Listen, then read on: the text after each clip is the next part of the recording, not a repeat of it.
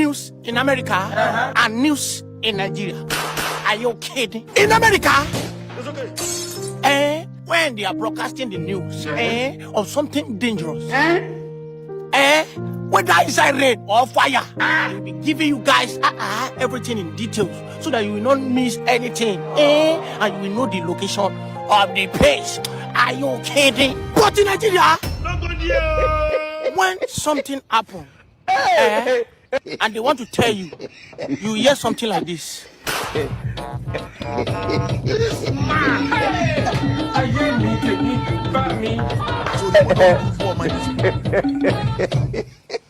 we are at the location of where they buy 200 people 3 years ago. Don't talk about it.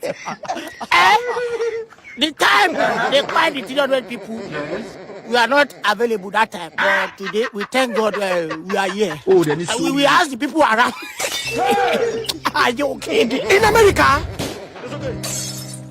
when a channel is for broadcasting news, they will not show you anything. Only news and updates about what is going on in the country. Are you kidding? But in Nigeria, the channel was supposed to give una news and update about the country. God have mercy upon us. They will be showing us cartoon. Don't talk about it. They are telling you the sufferness never reach your side. You never see anything. Are you kidding? When I want to explain it, my head will be headache me. Yeah. American news.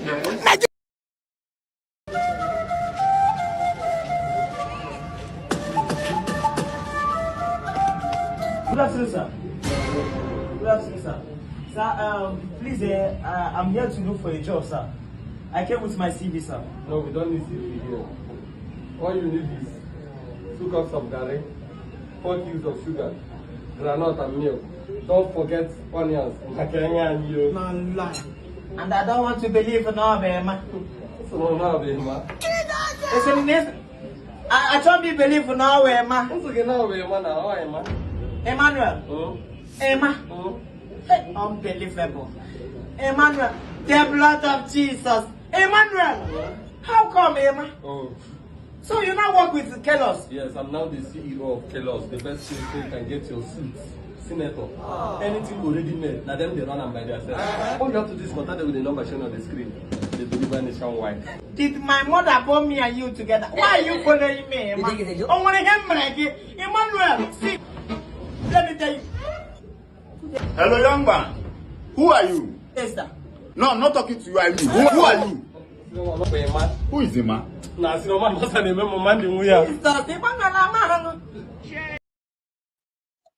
know that 95% of the Fulanis. Greetings, everyone. Thank you for joining me this evening or this morning or wherever you are. You are welcome. I think it makes sense to have people come and join us within the time you do. The time is quite early in the morning, but I thought I should just come online because it's towards Christmas, and I'll be doing a live session this evening for around 8. I think it's 9 for Nigerians, so that one is more positive.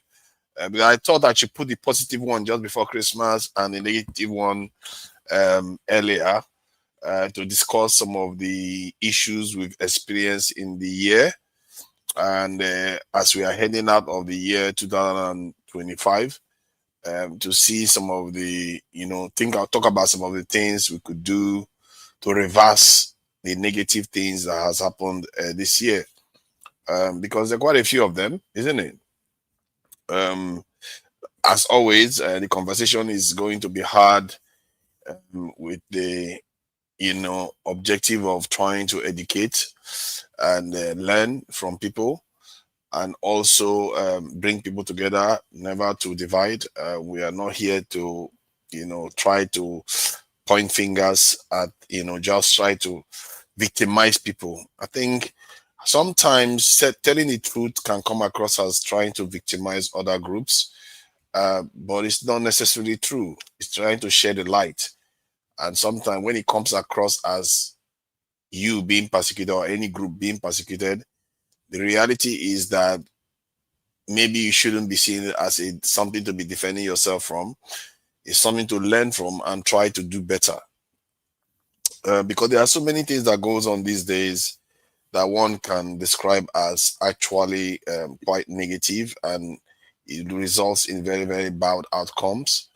And sometimes to talk about them, it feels like it's a no-go area. You should not talk about them. But what is life? What is life without needing to try to talk about these serious issues that are having some very significant effects, especially negative ones on our people and society, and how things are run. So we should be able to speak honestly about these things without apologies, without fear, and no matter who is feeling uncomfortable, um, try not to look at it as being uncomfortable. Try to look at it as somebody sharing information with you that you may not like, but may be good for you to learn from. Because if you look at it from that point of view, you'll be surprised what you can discover from engaging in such conversation. And I think that's why I always encourage people to come openly, not to come here to start defending a tribe or a race or a religion. Nothing. I don't do that. Just focus on trying to engage.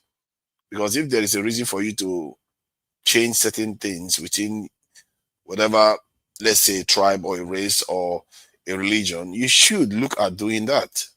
Because there are some serious cases that are worth the merit to re-examine. Is worth re-examining the way we do things in certain aspects of our lives.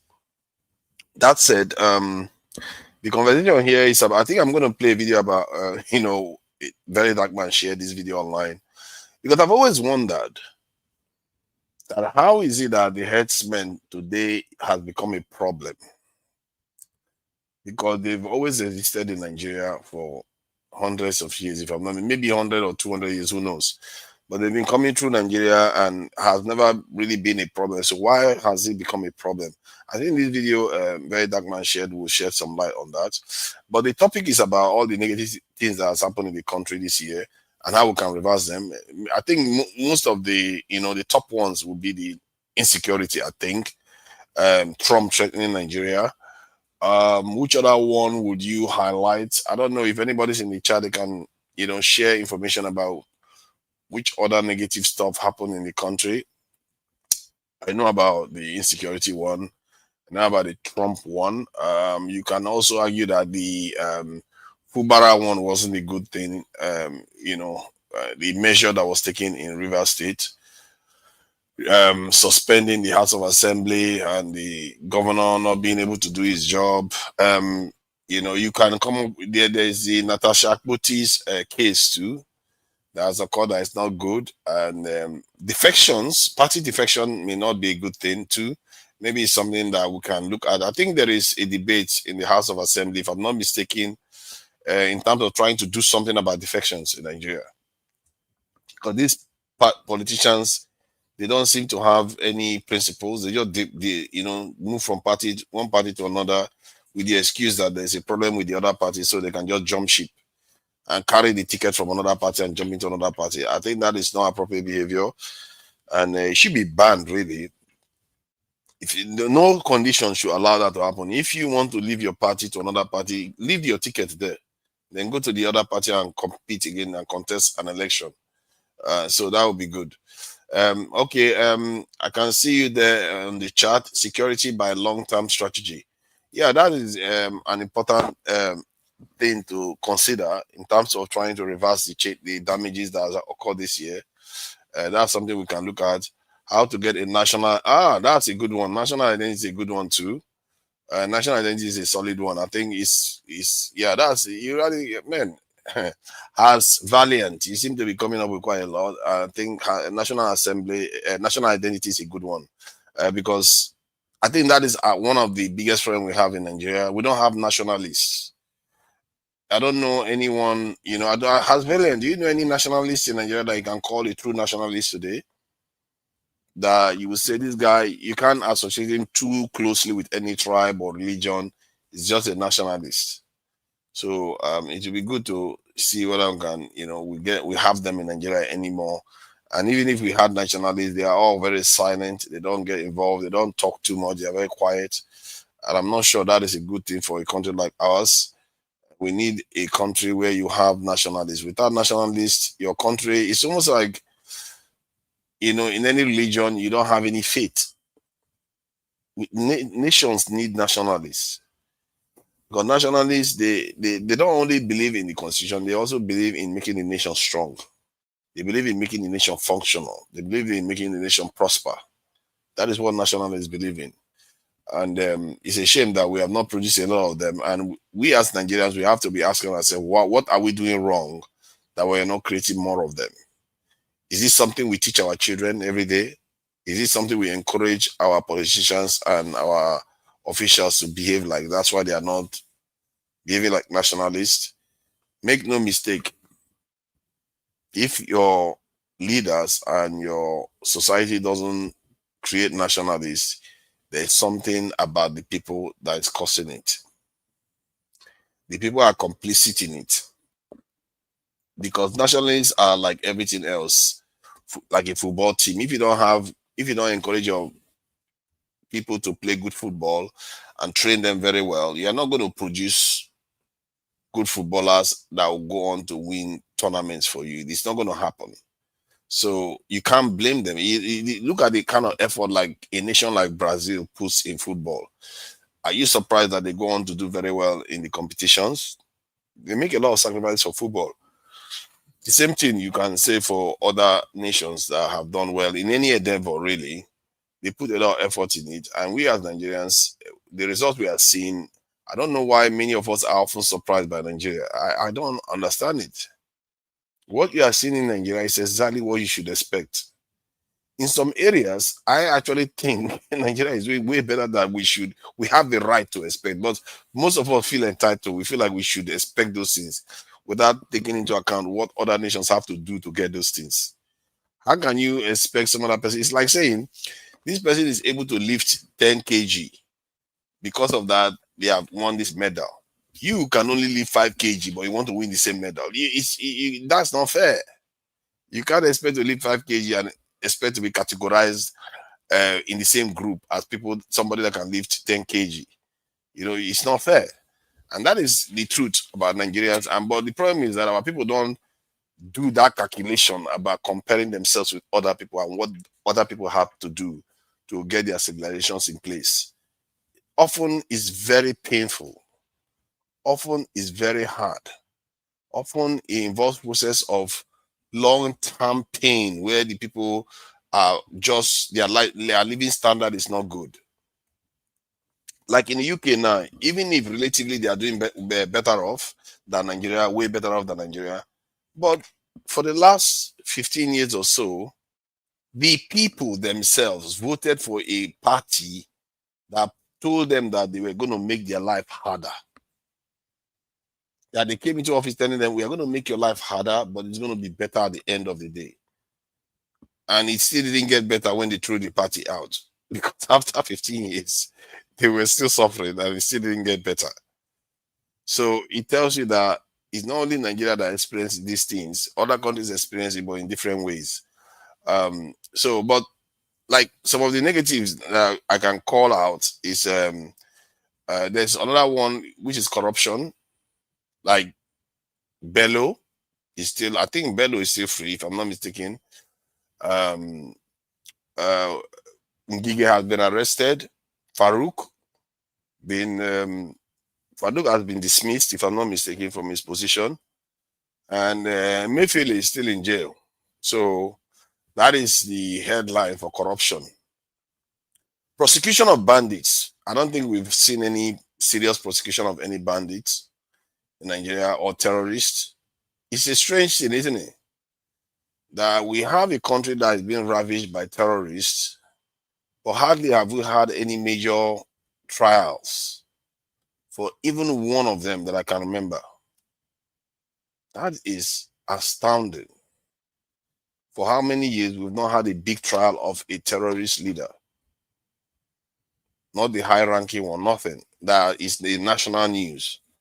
In the UK or in the West, you often see that they always bring somebody that they caught, and that person will be facing trial. Sometimes it can go for years, but the person, you will know that person has been caught and is facing trial. But you don't see that in Nigeria. It's not strange. Okay, Hans Valiant is saying it's not strange, the bandits thing, if you really know what's going on.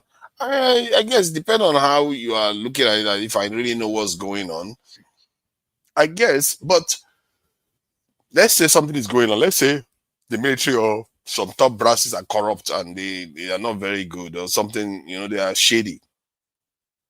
But there are also other people that are not shady. Why have they not been able to at least drag some of them to the light and to face justice? So as much as I sympathize with the fact that there are a lot of Nigerians that are compromised, but not all of them are.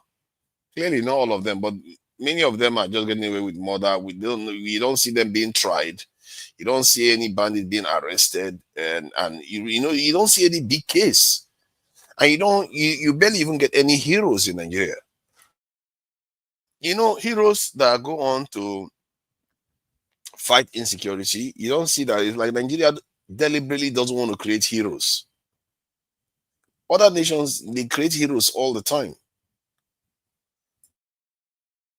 The closest to heroes that we've seen in Nigeria, I think it's Musa for this year. I think he's the defense minister now. I think it's Musa. You can say he's a hero from the point of view of Nigeria because everybody seems to like him for some reason. I'm not so sure why. It may be linked to the fact that when the president sacked him, things got worse in terms of insecurity. Or it may be because some people perceive him as actually being sincere, that he really wanted to deal with the insecurity problem that we face in Nigeria. So it's something that is worth exploring further to understand why Nigerians seem to like this guy and this general. So it's something that is worth looking into. I don't necessarily know.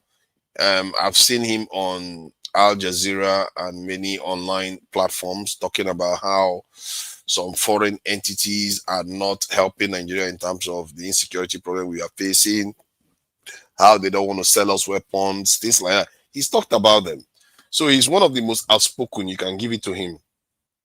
So that's why maybe people you just ask about a nationalist. Yeah, is because he's distinguished himself. I don't know, but how? Okay, you come and let me know how he has distinguished himself, because I don't know how he has necessarily distinguished himself in terms of securing the country, because there's still clearly a lot of insecurity going around. I just learned that some young people were brought back from being kidnapped. I think yesterday they got released. And there is also a lot of people that feel unsafe on Nigerian roads. A lot of people like to use flights because just to avoid the roads, because they fear that there's going to be one problem or the other. It could be robbery, it could be bandits, it could be terrorists. So that too is going on. And the Nigerian security forces, even if the president has made some pronouncements in terms of withdrawing VIP security, I'm not even sure whether that has actually taken effect, and recruiting more into the police. That too, I don't know how much has happened on that front. So it's something that is worth observing and seeing maybe whether there will be progress. Because I'm not sure that is going to lead to much of a progress, because the country, they are still not ready. I'm not even sure Nigerians themselves are ready to do what it takes to turn the country around. But I believe if they are lucky enough to get a good leader that wants to, they will follow. From that point of view, Nigerians are very, very easy to rule. If you just get one solid leader that just managed to do the right thing even if it's for just 3 months, succeed in doing the right things for 3 months, Nigerians will do their best to protect that leader. and they will do what they can to ensure that that leader succeed, especially this day and age, given everything they've been through for, more than 10 years of insecurity. So let me stop talking for now. What I've got to say, let me just play this video of VDM talking about how herdsmen, let me just play the video. There's no point talking about it really. All right. That you are seeing in your village, we always used to pay your traditional rulers before we landed into your village. But some of you guys don't know anything about it. But seriously, any Fulani that you can see in your village, or any Fulani that can spend like 1 to 3 or 5 months in your village, I see it good. They used to pay your traditional rulers. So we used to pay them money before they will allow us to stay like 1 to 3 months in their places. But if like you just pass, they will not collect them. But if we come and spend like 3 to 4 months, we must pay them. So I know some of you guys don't know about it. So we used to pay your traditional rulers. Serious about. I see so many people are saying we are going around with in the bushes that we did not own. Which I say we used to pay for it. Actually, traditional rulers, I swear we used to pay them. If we will spend like 1 to 2 to 3 months, we'll go and find them. We'll give them money, they'll collect. Before we will stay. So stop saying we are going around with our cows in your bushes and we're not giving you guys anything, which it is wrong. We are paying. I say, Zam. All right, so you heard what he said. According to the Fulani guy, that all the communities that they have cows, all the communities that they carry their cow and they enter, that before they come into those communities, they pay the community leaders, like the Igwe, like the chiefs, that they make sure they pay those people. Now, the question is this: if you pay those community leaders, did you pay for people farmlands? Did you pay for maize? Did you pay for people cassava where your cow they chop? That's another thing entirely. If you pay me, you they enter bush. It's different from people crops where these people they chop, people farmlands. And to crown it all up, did you pay for people's lives? Because a lot of communities, they protest around Nigeria. Enugu, Benue own, I know. I always emphasize on Benue because I know how many people don't lose their lives. Countless people don't lose their lives because of this whole Fulani herdsmen issues. Do you understand? Did you pay for people's lives? But again, this thing where this Fulani talk now not open our eyes. You understand? So now, any problem where they happen, Mona, every community, go straight to your community leader first. Go straight to your community leaders and ask them. A lot of them are Judases. A lot of them are betrayals. They set you people off. They set you people off so that they feel the power and they don't collect small money. No wonder a lot of times they can't talk. No wonder a lot of times they can't talk. Most times they know they feel talk anything. Because some of them, they don't heavy their pockets. Slowly, we will reach solution for this herdsmen issue. Slowly. But you heard what the guy said. That they pay community leaders before they carry their cow, enter any community for Nigeria. This country, greed. There's genocide against the poor in this country. There's genocide against Muslims in this country. There's genocide against Christians in this country. There's genocide against children in this country. To now separate it and say maybe it's one religion or the other. Interestingly, Nigeria doesn't count or do DNA of people who are killed to determine whether they are carrying a Bible or a Quran. So the number of people that were abducted on our road yesterday, did anybody find out whether they are Christians or Muslims? Whereas the US can nitpick symbolically to say, because they have policies, definitely. They say, oh, there are genocides against Christians in Nigeria. Why is the US not taking the same position in Gaza? That there's genocide against Muslims by Israel. So there's international hypocrisy about that. In a country where they are killing 6,000 people a day, you did not designate the killer as a genocidal government. But you are here. Please, let's be careful. I am not in any way defending what is happening in Nigeria. But I'm just saying that the problem with Nigeria has nothing to do with religion. It's complete irresponsible leadership and insecurity that kills everybody. Yes. What about when the terrorists go and kill people in the mosque? When you talk about insecurity in this country today, it happens more in the north. in the Muslim part of the north. And that's the truth. That's where they go to mosque. I think they killed about 35 people in a mosque in and the people who killed them were not Christians. They are probably people who identify as Muslims.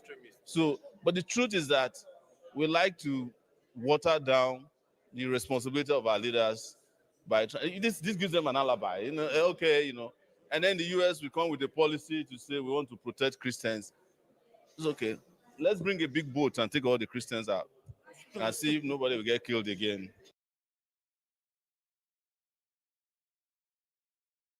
There's genocide against the poor.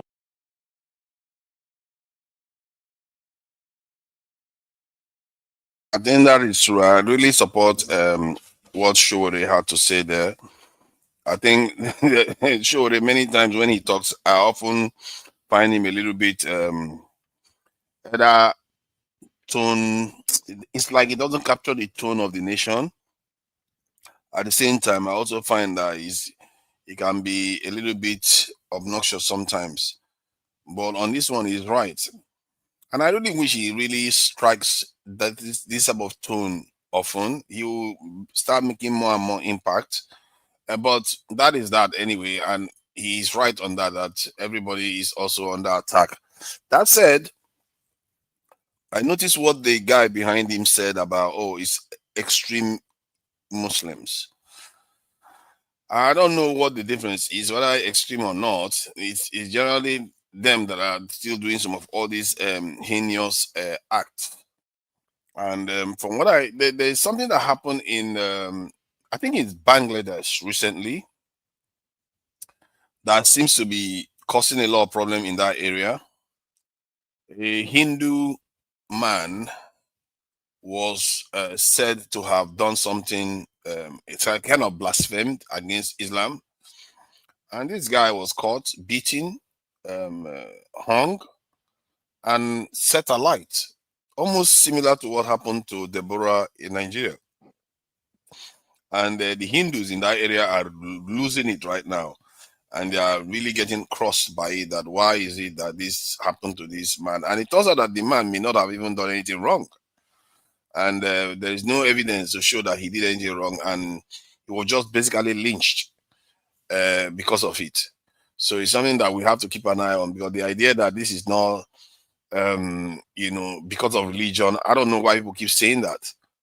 Because somewhere along the line, they still keep producing these other people that are so passionate, that they are willing to take life because of something somebody said that didn't even take any life at all. So, but in terms of the topic at hand, how to reverse the negatives that has happened in this country, I would say there are three. I don't know whether there are three. Let me just list the ones I know. Insecurity, number one. Which other most concerning one is there other than insecurity? One can say corruption has not been very, very big on the news this year. For some reason, it hasn't been very big on the news, but it's big because it's hidden. And right now, the corrupt practices in Nigeria seems to be controlled from the center, so you don't necessarily catch it. If anything, they are the one ruling. So extremism is not a particular Muslim problem. Yeah, but as Valiant, they are the ones doing most of the violent acts, though. They are the ones. I wouldn't say most, actually. If you think about it, it's actually the Abrahamic religions. The Abrahamic religions are very violent, and technically, they make up about 50% of the population of the world. And if you look at the population of casualties from conflicts in the last 5 years, they probably involve Abrahamic religions about 80 to 90% of the time. So you see, as well as you see, you agree with that. You see what I mean? So there is something there. There is something there that is triggering that is causing that that issue. And it's something that we seriously need to keep an eye on. I think maybe that's a conversation to have another day, where we ask this critical question: why is it that the Abrahamic religions are by far the most violent religions in the world? By far, by a long shot, the most violent. And even if they make up about 50% of the population of the world. That said, and you can see that that's also linked to, Islamic. The Islamic part is from the militant part that is called the extreme part, but why the Christian part tends to be from the governments themselves.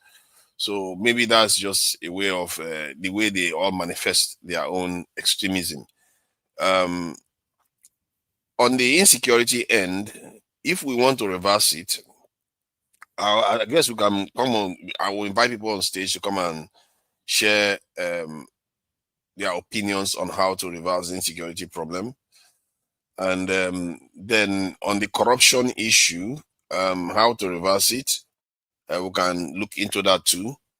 The third one, I don't know whether this party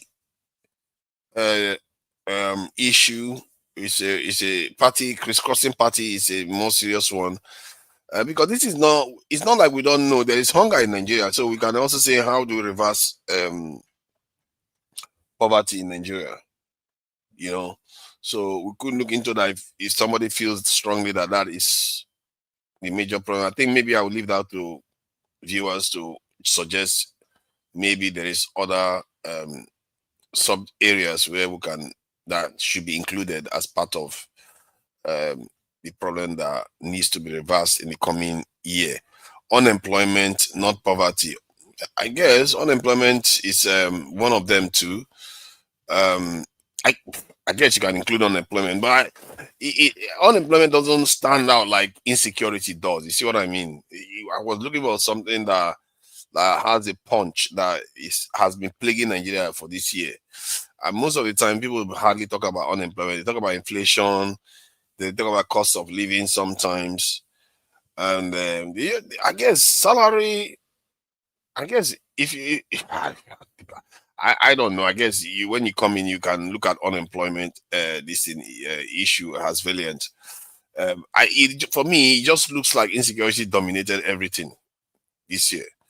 It dominated everything, and the issue of crisscrossing party is a serious one. Um, the issue of marginalization too is also coming up. That said, it's mostly focused, the center, it seems to be from the southeast. So, but there is that issue is there. It's coming up again, the marginalization issue. So maybe it's something that can be looked into. Constitutional reform. They talked about police, local state police. Was that state police was quite big in terms of the news recently. It was quite big. Crime and poverty are twin problems. Crime and poverty are twin problems. Are you sure though? Is it acute poverty? Yes, could lead to crime. That's for sure. Because if people don't have food at all, they will go and steal.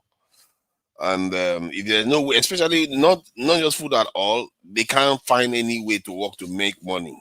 Then they don't have much of a choice, do they? If they find any food anywhere, they will go and look to steal it. So crime and poverty are quite, that's where you say they are related.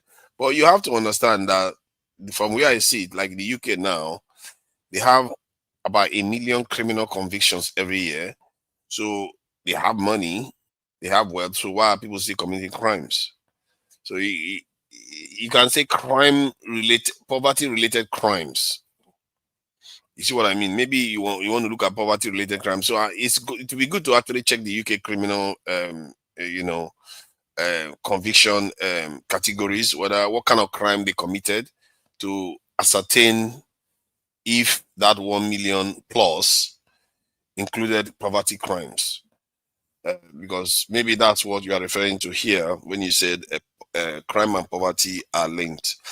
That way, you probably will be right to say poverty and crime they have a linkage, but it's not. It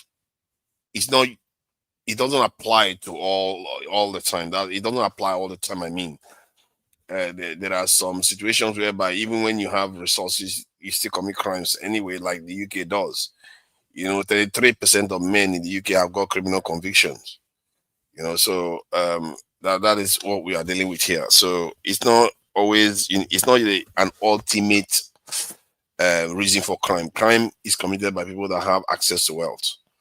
As a matter of fact, most of our politicians that are busy stealing from us, it's not because they are poor. They are already rich, they are still stealing nonetheless. So criminal behavior is criminal behavior, and they should be punished accordingly.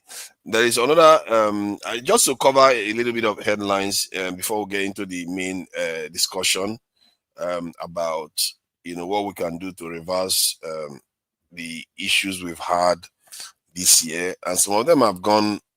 It's not just this year we had this problem. It's something that has been going on for sometimes even almost 2 decades now.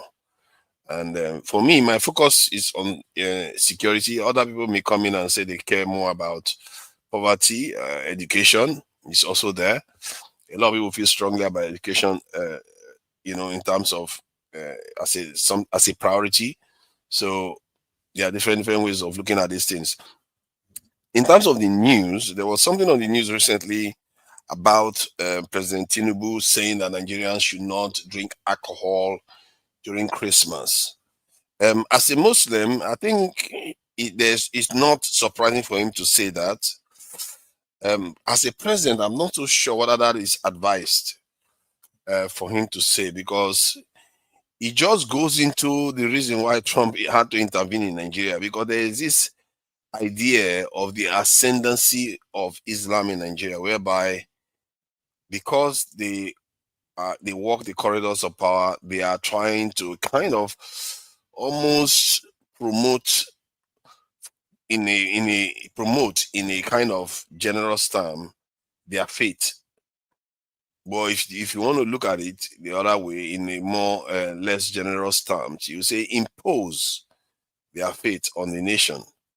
And the truth is that most Muslims are not, they can't help but want to share their message with other people. Like, it's almost universal for them to want to share their message with other people. So for President Tinubu to say that Nigerians should not drink alcohol, it shouldn't be surprising.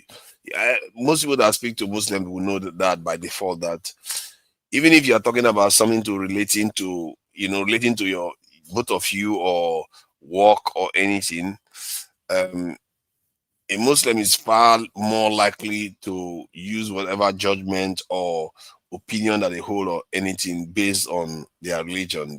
Often they will even bring it up and say, in our religion, we are not allowed to do this, we are not allowed to do this. You see what I mean? So why are people surprised to hear President Tinubu saying don't drink alcohol? So from that point of view, you can understand why why he said what he said. But let me just play the video and see, anybody can make their maybe I shouldn't have even bothered explaining. Let them make up their own minds. Let's see. With just 2 days to Christmas, President Bola Ahmed Tinubu has sparked online debate after advising Nigerians to celebrate the festive season without alcohol. Tinubu made the remarks on Sunday while receiving organizers of the AO Festival at his Lagos residence. The president urged citizens to mark the holidays responsibly, warning against actions that could threaten public order and safety. His comments have generated mixed reactions across social media platforms. Let's take a look. The coming Christmas will be a joyous one for every one of us. Amen. The coming holidays will not be a disaster for Nigeria. Amen. Lord, we bless all of you. Amen. You stay in peace, rejoice in peace, dance in peace. Amen. No alcohol, no danger to anybody's life. No, bro. Everybody is a member of this great family. ECO is making progress. Nigeria is making progress. All right. Nigeria is making... No, the producer is so excited about this story. Let me take some reactions. This is from Baba Tunde, who wrote, Baba, Thank you for all you're doing for our country. But, sir, please, sir, permit us to disobey just this once. There will be alcohol, but we'll drink responsibly. No drinking and driving. Well, Lahi Lauren wrote, President Tinubu's advice is practical and responsible, encouraging people to celebrate safely, avoid alcohol abuse, and ensure no harm comes to others. Promote peaceful festivities and public safety. His reminder reflects the government's commitment to protecting lives and fostering a culture of responsible celebration during the holiday season. Well, another Instagram user wrote, make we no booze after all the wahala where they put us through. No, you go tell us what thing we go do. Then finally another user wrote, who else is reading this message with a cup of alcohol? I mean, as fresh as the message is, I mean, it's a good advice. But Christmas and alcohol, I'm sorry, President Tinubu, it goes hand in hand. That's for me. Hand in hand. Christmas and alcohol. Yes, so, but I mean, the idea of drinking responsibly is really what it is. I mean, it goes hand in hand, yes. Quickly, and then we move to the next story. Dear President, but I know it's supposed to be a fun story. It's a fatherly advice. Yes. You know, I mean, we know what you mean, but it's just all fun. Yes. But don't forget to, as you said, they should do the booze. You know, you will charge VAT on alcohol next year when your tax law comes into play. And that VAT is important. It's very dirty December VAT.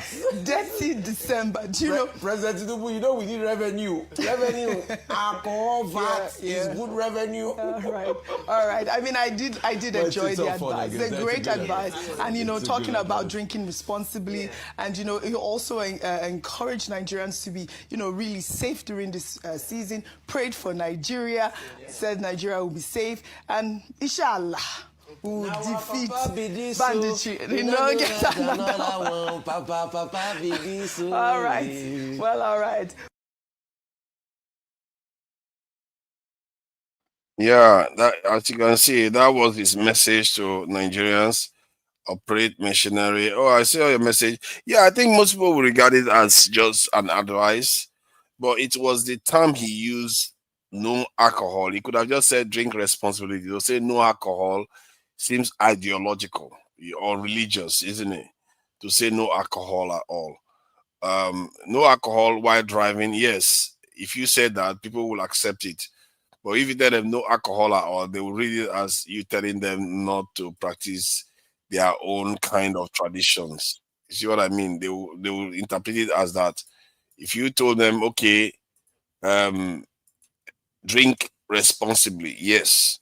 In other words, you're telling them to drink, but not to drink irresponsibly. Like when you're about to drive, you get on the wheel and start driving. That is not a no. You shouldn't do that.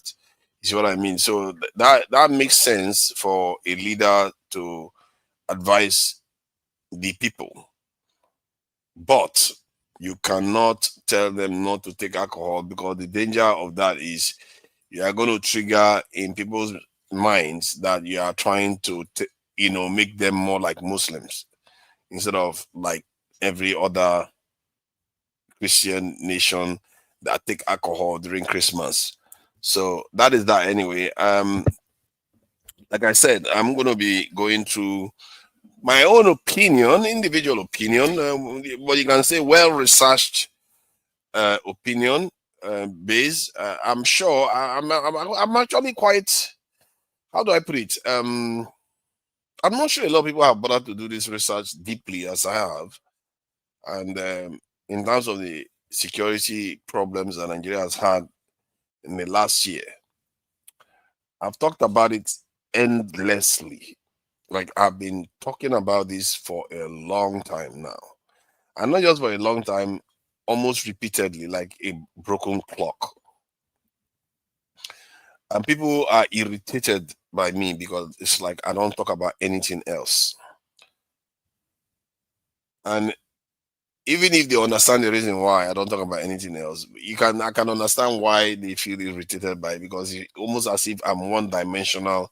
There is nothing else going on in Nigeria. That is true. There's a lot going on in Nigeria you should look at. But if you have a vision where you believe that at the core of all the problems you have, that one is a main one that is causing all of them, should you still worry more about the ones that is not causing everything and deal with them individually, while instead of dealing with the source of the problem? And for me, in my mind, insecurity is not just insecurity from the point of view most people think about it, like, oh, kidnapping people and all that stuff. No, it goes way deeper than that. It's a lot more. It's not just deeper, broader too. It also affects the way your politicians behave. It also affects how other nations are able to manipulate or control you. It affects almost everything you do. It affects your access to other nations too. Because nobody will share anything with you. If somebody wanted to share any important thing with Nigeria, they will not want to share with Nigeria because they know Nigeria cannot protect it. Would you give your valuable to somebody that you know cannot protect that valuable? That anybody, any bully can come and take that valuable from that person. So that person now, because they don't have the ability to protect anything, you're not going to give them any valuable. So this is what I mean by national security is way deeper than just fighting bandits. It affects everything. There are knock-on effects continuously on so many aspects of our lives. And this is why I really think if we want to reverse our problems, we need to take it extremely seriously.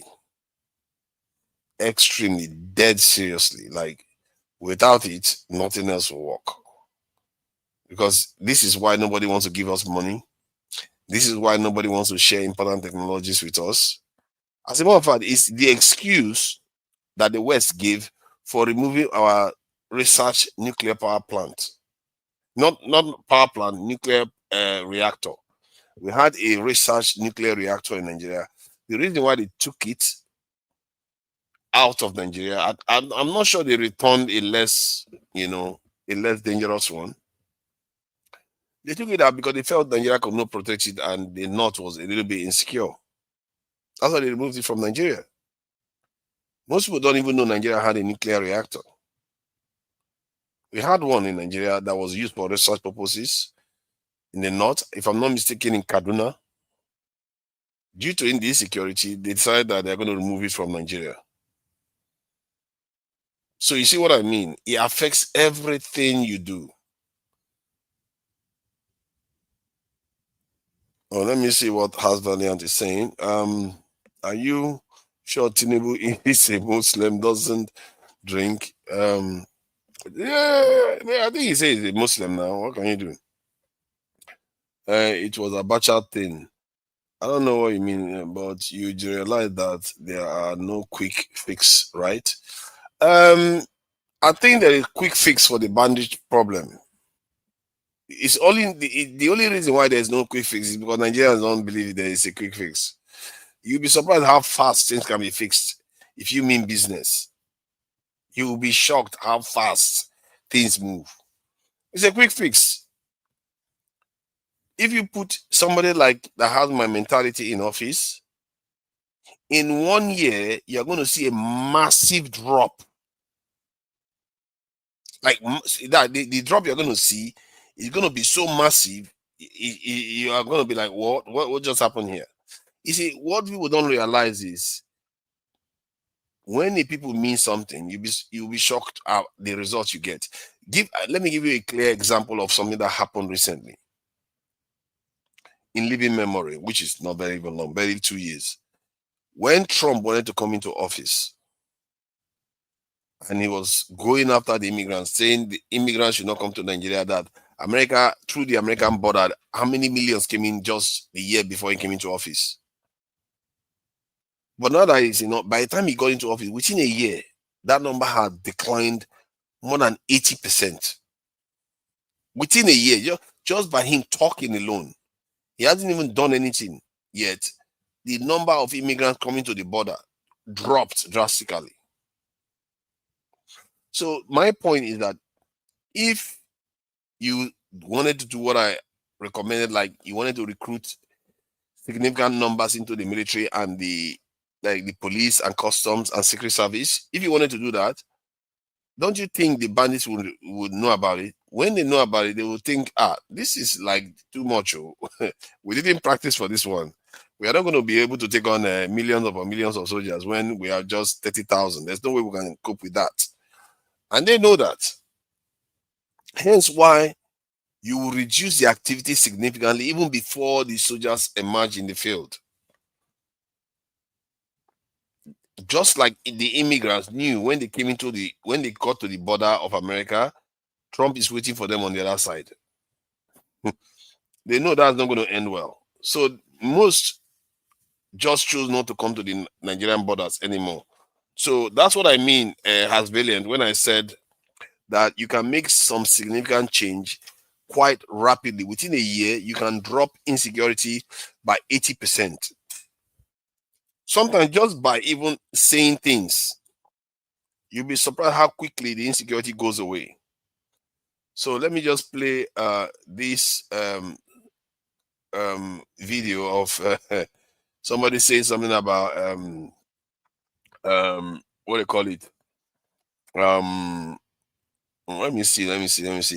I think this one is about people flying jets to Nigeria. This lady was talking about how people. We'll talk about that in the next session. But let me just play this video just to hold this space for the time being.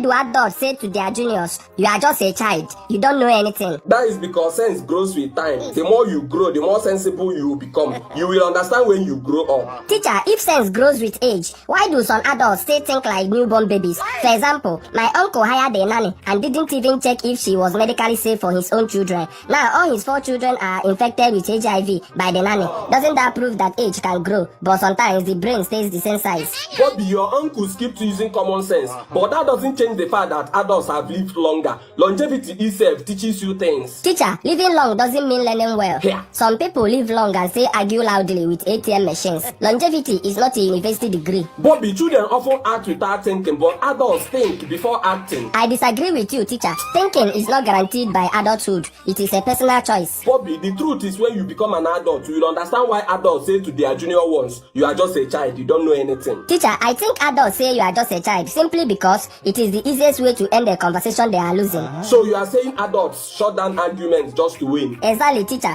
If an adult is arguing with a child and starts losing, instead of just saying they ran out of points, they bring out this oldest weapon in history. You are just a child, you don't know anything. I'm tired of arguing with you, Bobby. You are just a child, you don't know anything. Just what I'm talking about. I'm just a child now because you are losing the argument. Get out of my class now. Refund my school fees now.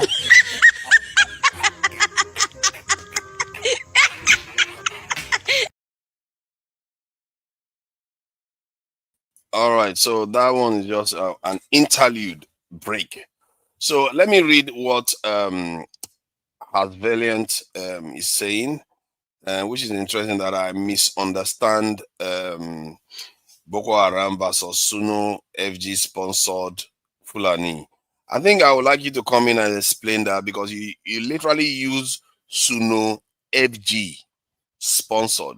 You are literally saying the government sponsors these people. Maybe individuals in the government, in my opinion, are the ones that sponsor them, not FG themselves.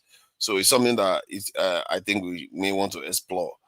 Let me see what else is there. Insecurity issue can be far more easily fixed. Yes, I think that's exactly what I'm saying. People, I don't know why they pretend as if the stuff is so like rocket science to fix. It's not hard. You have people on the ground in Nigeria, you can give them some good money and they give them weapons and they go and do their job. Yeah, it's going to cost some money, but it's going to save us even far more money. I don't personally, it's a win-win. You know, I will invest. So if I had the money, Tinubu now he wants to go and borrow at least 20 billion this year. At least he wants to borrow. How much is he going to spend for national security? You know, so I don't know, man. Some of all these people, they just keep borrowing money every year. He doesn't build a world-class hospital. Oh, I think healthcare for politicians is one of the big ones that we can look to stop. Because even Akpabi was said to have flown overseas recently for treatment. This needs to stop. I think we have to draw a line on that one. That one is It should be an easy line. You know what? We should have some agendas, some things we want to do to better this nation. I think it's something I will talk about in the positive session. Because this one is about the negative stuff that's happening in Nigeria. But on the positive side, we have to be talking about things that needs to be done, agendas we have to have for the nation and some of them are easy, that we have to talk about. I think that's going to be coming in the evening. That we can push for, that needs to be put in place. Because if all these things are put in place, next year, December, you will see a lot of improvement in Nigeria. Because most of the damage the government has done to the economy in the last 3 years, I think it's done now. They are not doing it anymore. They've stopped the damage that they've done, and they are not doing it anymore. So now we still have a chance to build up again. Hopefully, they don't go and do something to damage it, bring it down again, like trying to go and invade the Sahel nation or do something stupid as inviting Trump to come to Nigeria. Do you know that the Nigerian military is working with the Americans now to carry out surveys, as they say, of terrorist hideouts in Nigeria? Terrorist hideouts in Nigeria. Surveys. You mean like the one they did in Syria? Like the one they did in Libya, Iraq, Afghanistan? How is that going to solve any problem? Because you know where terrorists are. The terrorists will just live there. You think they are sitting there waiting for people to come and bomb them? They will just disappear from that place. You will just be there, but you bomb an empty space. According to one Western analyst, he said you will just be pounding the ground with bombs. What use is that? And especially when you go and allow these foreigners to come and scan your country, survey your country, you are giving them access to you don't know what equipment they are using to survey the land. They are surveying your natural resources. They are surveying where they can. Man, our people, our sense of threat is dead. We don't have any sense of fear at all. And this thing, Lord Lugard even said this, that we simply don't have any apprehension of the future based on what he saw then. If you look at the way our leaders behave today, how is it different? That behavior has not stopped. We still walk around thinking that everybody means us goodwill and we are going to be fine no matter what hits us. No, we are not. You are not going to be fine. Was it not scientists that said that 99% of all living things that has ever existed has already gone extinct? 99% of everything that has lived in life has already gone. What makes you think you are special? We know the Neanderthals were here once and they are gone today. The Denisovans were here once, they are gone today. The Homo erectus, Homo naledi, name it. These are all hominids, and people that used to walk around like us, they're all gone. It's not because it's personal. Because when something else is stronger than you, it's just a natural thing to happen. It's nature doing its thing. And we as the people have to realize that the world doesn't owe us a living. If we keep misbehaving, there will be consequences to our action. And I'm very, very concerned. Every time I look into the relationships we have in this world and how the power structure operates, I really worry for our people. I really worry for them. It makes me concerned that we are not aware of how much danger we are in. I don't mean to scare people. It's not about scaring people. It's about just sharing the truth to you. Like I said in the earlier segment, that we need to start grappling with the truth of our situation. You don't have to panic. It's not a panicking thing. It's a rational thing. You should be happy that you're hearing this thing so that you can be a little bit more paranoid, a little bit more careful about the way you take your security. You should take it on board as an advice, a well-earned, not even well-earned, but a very valuable advice that actually saves lives, even more than what a doctor can save. Doctor can save you, but he cannot save your next generation. He cannot save your generation and generation. The advice that I'm giving you right now could be more vital for that than a doctor can ever give you. You may not like it, but it's just the truth. Sometimes little things like this that seems little can transform the world and transform fates of people. And if we don't nail down this insecurity problem, it's going to be our entire undoing. That single act of not nailing down that insecurity problem. And one of the main reasons why we don't focus on that is because there's a lot of kind of this cloud of distraction that we have.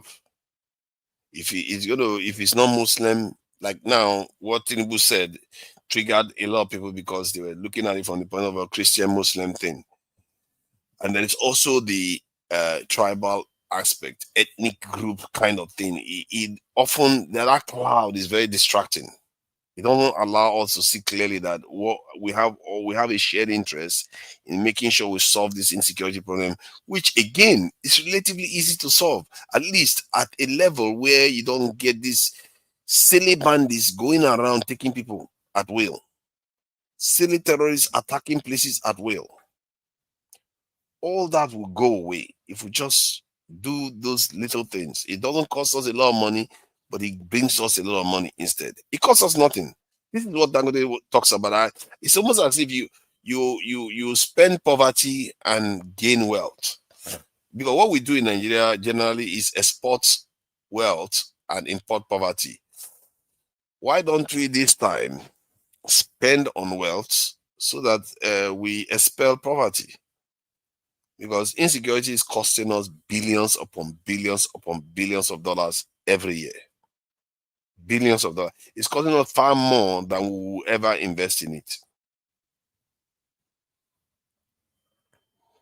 So let's keep that on board. Let's keep that in mind as one of the top priorities. And not just keep that in mind as one of the top priorities. Specifically, you need to recruit men, women into that security force. If you don't recruit more into it, you're wasting your time. This idea of state police that people are talking about, it doesn't necessarily translate to more security personnel. That's my concern. People are thinking that it's going to translate to more security personnel. It's not necessarily going to do that. The federal government might decide to retire national police officers or kind of redesignate them into states that want to use them as a way of cutting down on its own expenditure. So in this country, I suspect they may even do that because this country, they have a very, very nasty way of trying to keep us where we are, where we don't make a lot of progress. They have a nasty way of doing that. Mark my word today, this video might not age well, or it might age very well.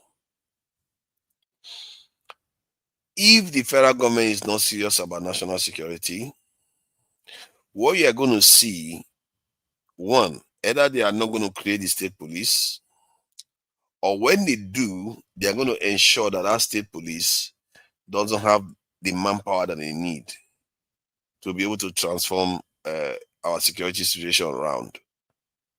They are not going to have enough manpower in that state police, because either they will retire the national police officers so that by the time you get some from the local level, you still have the same number of police officers, or just slightly more. That doesn't make much of a difference, because like I said, in the end, it's mostly about numbers. If you don't have enough people in the space, in the Nigerian space, the land everywhere, Bakassi, Sambisa Forest, all those places, if you don't have security forces everywhere manning different outposts, this problem is going to carry on. That is the only thing that can ensure it goes away permanently. And not only for the bandits, not only for the terrorists, it's also going to help Nigeria have a lot more sure-footed nature in terms of its national security. Because now you can protect your borders. Your land, everywhere in your land, you are monitoring almost every corner in the land. Because right now, anybody can come into Nigeria. Can you imagine who says anybody can stop the American Special Forces from coming to Nigeria any moment they choose? Nothing can stop them. We don't even have a good radar system to even detect them at all. They could just come and do whatever they like and leave. That makes us very vulnerable. That makes our politicians very vulnerable. That makes the ones that are going to be elected into office have little chance of changing anything. How can you change anything when you get there, you find out that, oh my God, we are naked here. I can't do anything. If I try to do anything, I'm gone. What you just do is like, why should I risk my life when they are offering me $10,000? Why should I risk my life when they are offering me $100,000? I will take the money and go. Most Nigerians will take that money and go. 99.9% of Nigerians will take that money. This is why we have to take national security very seriously as a people. Because until we truly, truly understand it and see this thing as sacred, you are not going to have a nation. You're just going to have the people that keep complaining and complaining until they are put out of their misery. Because once you have that national security, it gives you this, it's almost as if you were once drunk or asleep, suddenly you wake up. Once you have that national security umbrella around the nation. The truth is we've never had it. And most people think we've had it before. We never had it. When first stack was happening, Nigeria was having the oil boom and all those things. It just seemed like we had it. We're pulling a lot of influence. We are talking about South African apartheid system. We are saying we are not beholden to the West. And all. Yeah, you can say all this thing, but how can you back it up? You can't back it up because you don't have any power. It's just a facade to make us seem like we are important because we are selling oil. You forget that the reason why that oil market was even functional was because of the same West and the same world order that you don't have any stake in. You didn't create. You don't have any stake in it. You were not part of the creation of that world order.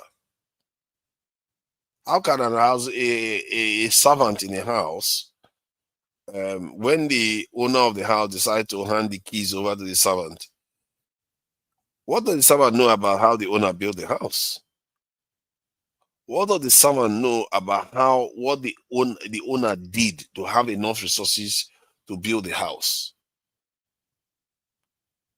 The servant may be a very good servant, very good, knows very, very ethical person.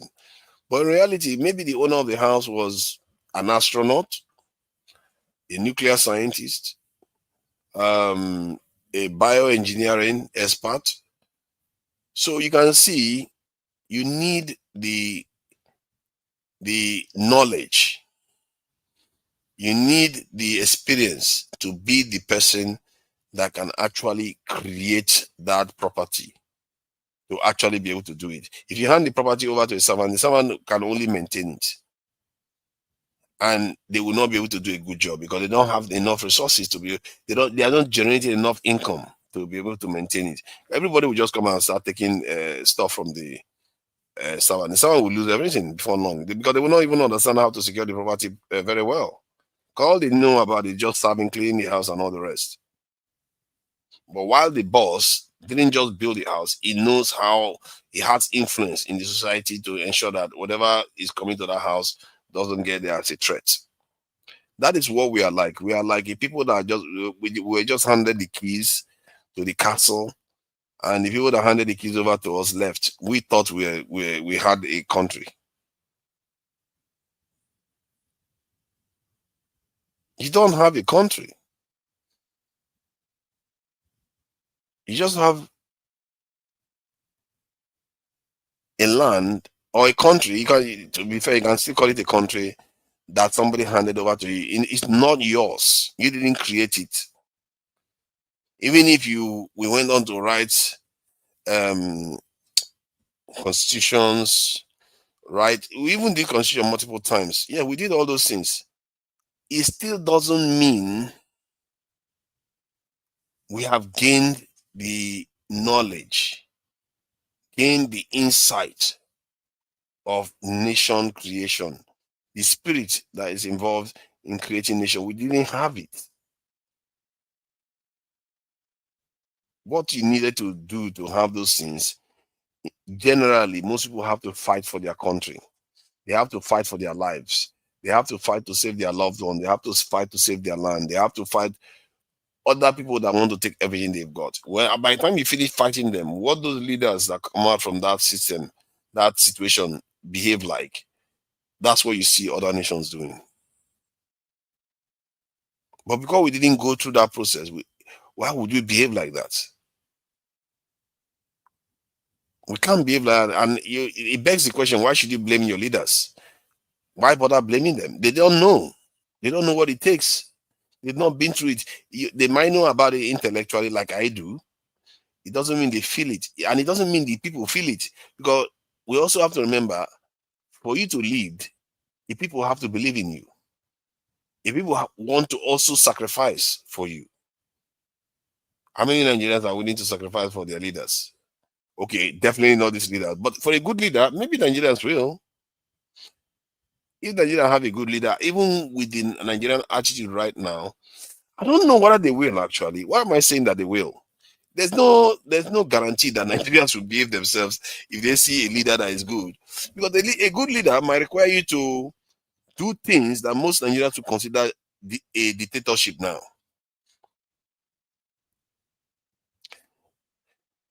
A good leader in Nigeria might require Nigerians to do things that they will consider dictatorship right now. And many Nigerians will not like it. As a matter of fact, the leader that is going to transform Nigeria might be a leader that will do things that will be so horrible beyond anything any Nigerian leader has ever done. And do you think Nigerians will take it? No, they are not ready now. But if somebody, let's say Egypt, decides to attack Nigeria one day and beat Nigerians and almost finish us off, then we manage to recover from it. Those leaders that will come out from that situation, you think people will not listen to them then? You think people will not listen to them when they say, hey, these 50,000 people are in our way? People will listen to them. People will like, if you are these 50,000 people and you want to be in our way so that the 250 million of us, we are not going to have it. They will come after them. The people will be more passionate. They will feel so strongly about defending themselves because they know what it's like not to be able to do those things because they've seen what foreigners do to them. They've seen what it's like to watch your own family members, one family after the other gets destroyed because you didn't defend your people. All these things are quite important things. And when we are saying, when I say this, it sounds outlandish because it's not happened. It hasn't happened. Right? Do Nigerians ever believe that we're ever going to get invaded? Most Nigerians, if you ask them today, it's quite an important question to ask whether they actually believe we are going to ever get invaded. They will think no. They will think no, because they don't have any reason to think so that we're going to get invaded. But the truth is that almost every self-respecting nation prepares for it. Even when they don't have any reason to believe they will get invaded, but they prepare for it anyway. But Nigerians don't.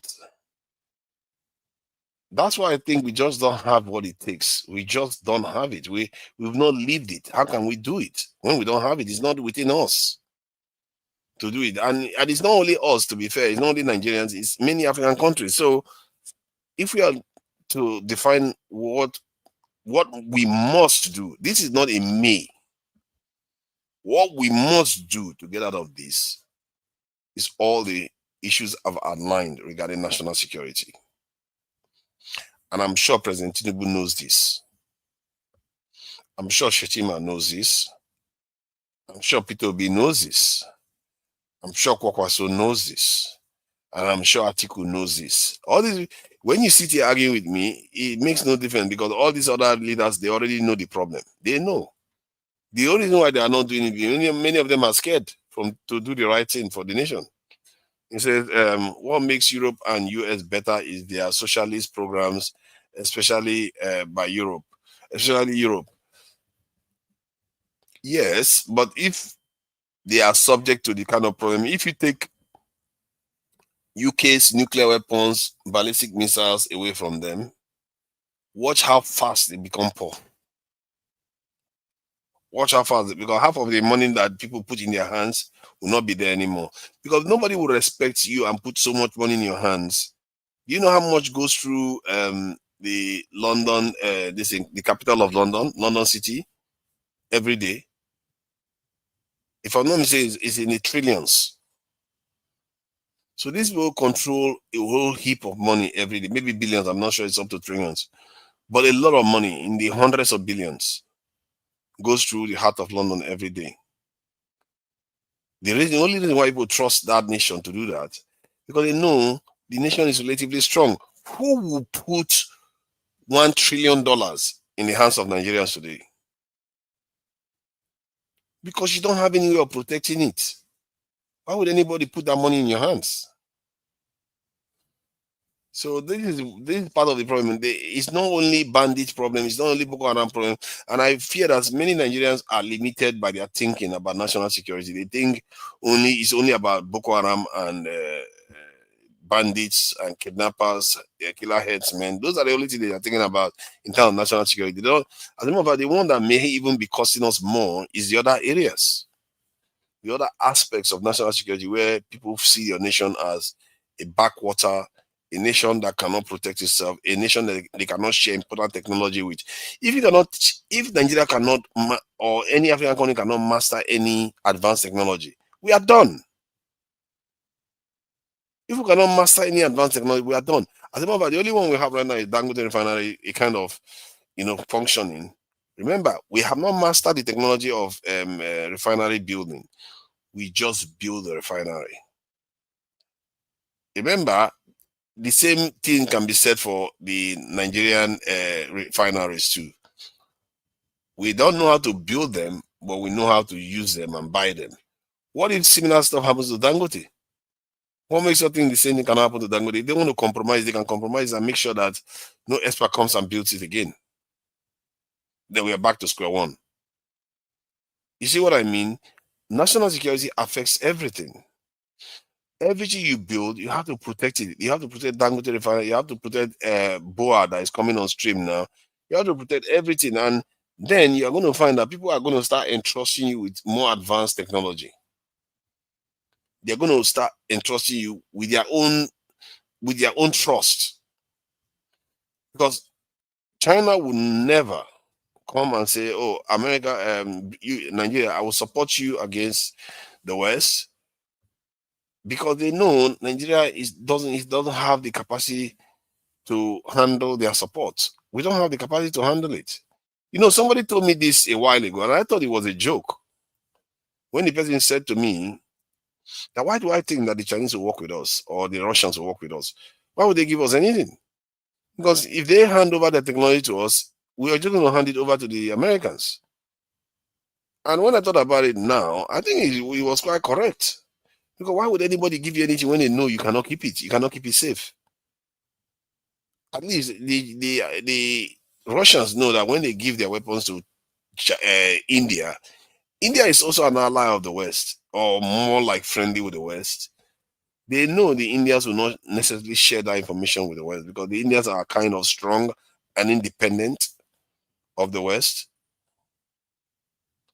But Nigeria is not like that. We've not made ourselves useful enough and strong enough for people to trust their resources and technology, and not to mention even their own lives. Because when you support a country, a kind of militarily, defensively, you are putting your own people at risk by doing that. Because Russians, do you know how many Russians lost their lives to Assad because they were siding with Assad? A lot of Russians perished because of that. So when you support another country, you are betting the lives of your own citizens too, to an extent. So it's something that we have to keep in mind. In terms of one thing I think we can improve upon, I think this is quite important actually. I don't know why I left it out all this while. Is the national cohesion. I think Hearts Valiant, I have to give you credit for that, because you did say that we can nationalism or nationalist thinking. You did highlight that. But this issue of national cohesion is something we can do better in. It's really, really bad right now. Everything is so polarized. Religious polarization, you have ethnic polarization. I don't know, maybe even gender polarization is going on right now. So that's something we need to do better in the coming for 2026. Because if we can push for a nation where people that display tribal bigotry are kind of ostracized, cancelled, whatever you want to call it, and the ones that promote national unity are elevated. If you can encourage a nation where ministers that are elected in office, or the conduct, there has to be a kind of code of conduct of public officials, and maybe even well-known Nigerians, where you have to toe a certain line of national unity, no matter how personally aggrieved you are about any topic. Because what you find in Nigeria is that I've said it multiple times. Our people appear to be a people that are doused with petrol right now, and it's just waiting to be lit for them to start taking each other out. And that is not a good state of affairs. It's because the politicians have proven themselves to be highly, highly irresponsible with their duties. So for the next year, we want to push for holding people that divide Nigerians along religious or ethnic lines, and we want to hold people that encourage attacks on other groups. Those are what people have to be punished severely, and it has to be done publicly so that people can see what happens to people that do these things. If you do that, these recommendations I'm providing here, if it is done, 2026 December will look very different. I tell you this, I'm almost as certain of it as anything, like certain that that's what's going to happen. If you clamp down on these divisive issues, you deal with the insecurity issues by recruiting, equipping accordingly. If you do just those two alone, if we did them, and of course, the government doesn't go and do other things like crazy stuff that would destabilize the economy. They just kept supporting, because with more security, Dangote Refinery is going to flourish. By the end of 2026, you will see what is going to start happening. What you're going to be seeing is those people that come for dirty December, they're not going to, they will never want to leave. Many of them don't want to leave now. The ones that will return, they will not want to leave anymore. Because let's face it, Nigeria is quite a decent place to live if you have good security and you have just a little bit of money. And none of this division everywhere. It's quite a good place to live. People are respectful. Cost of living is cheap. People are happier. All those things. There are so many things to see in Nigeria that people will enjoy about the country if we just have a positive outlook and take care of all these people that are causing so much problems for the country. Number one, Abike Dabere has been known to retweet a very, very, very nasty tweet and laughing about it. How she's still in office, I don't know.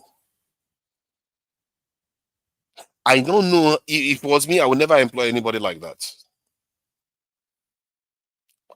Because the job they are doing, they cannot do it very well when they are actually dividing a nation. Especially when you're not doing it, your job is for the nation, not just for a specific interest group. All these things have knock-on effects. All this stuff have knock-on effects. If let's say when Abike Dabere tweeted that stuff, Tinubu came around and said, how dare you do this? You are suspended from office or you are fired. When Trump said what he said later on that year, this year, I mean, that he was going to attack Nigeria, that he may attack Nigeria if Nigeria doesn't do anything about the, for his own term, genocide of the Christians. I tell you, amongst those people that are saying Trump should have come to, should come to and attack the country or attack the bandits, among those people that are saying those things, the numbers will be less. Because when you have a nation that you feel proud, you feel, even if you're not too proud of it, but you're okay with it, you're more likely to be against anybody wanting to attack it. If you had 80% of people saying Trump should come in, if Tinubu had done something about Abike alone, that 80% would drop to 75%, or maybe even 70%. That is how you start building a nation. If you don't make the people within that nation feel like they belong, why would you want to run for office at all? That is, for me, it really confounds me. If you don't want the people that are in the nation to feel like part of the nation, then why are you in office? Because there's no point of you running for office when you don't even like the people in the country, and you want to go and represent them. That one, is that not witchcraft? Because that is basics. It's 101 of any nation. You are supposed to encourage national unity. Not just encourage it in words, in actions, and how you hold people accountable when they step out of line.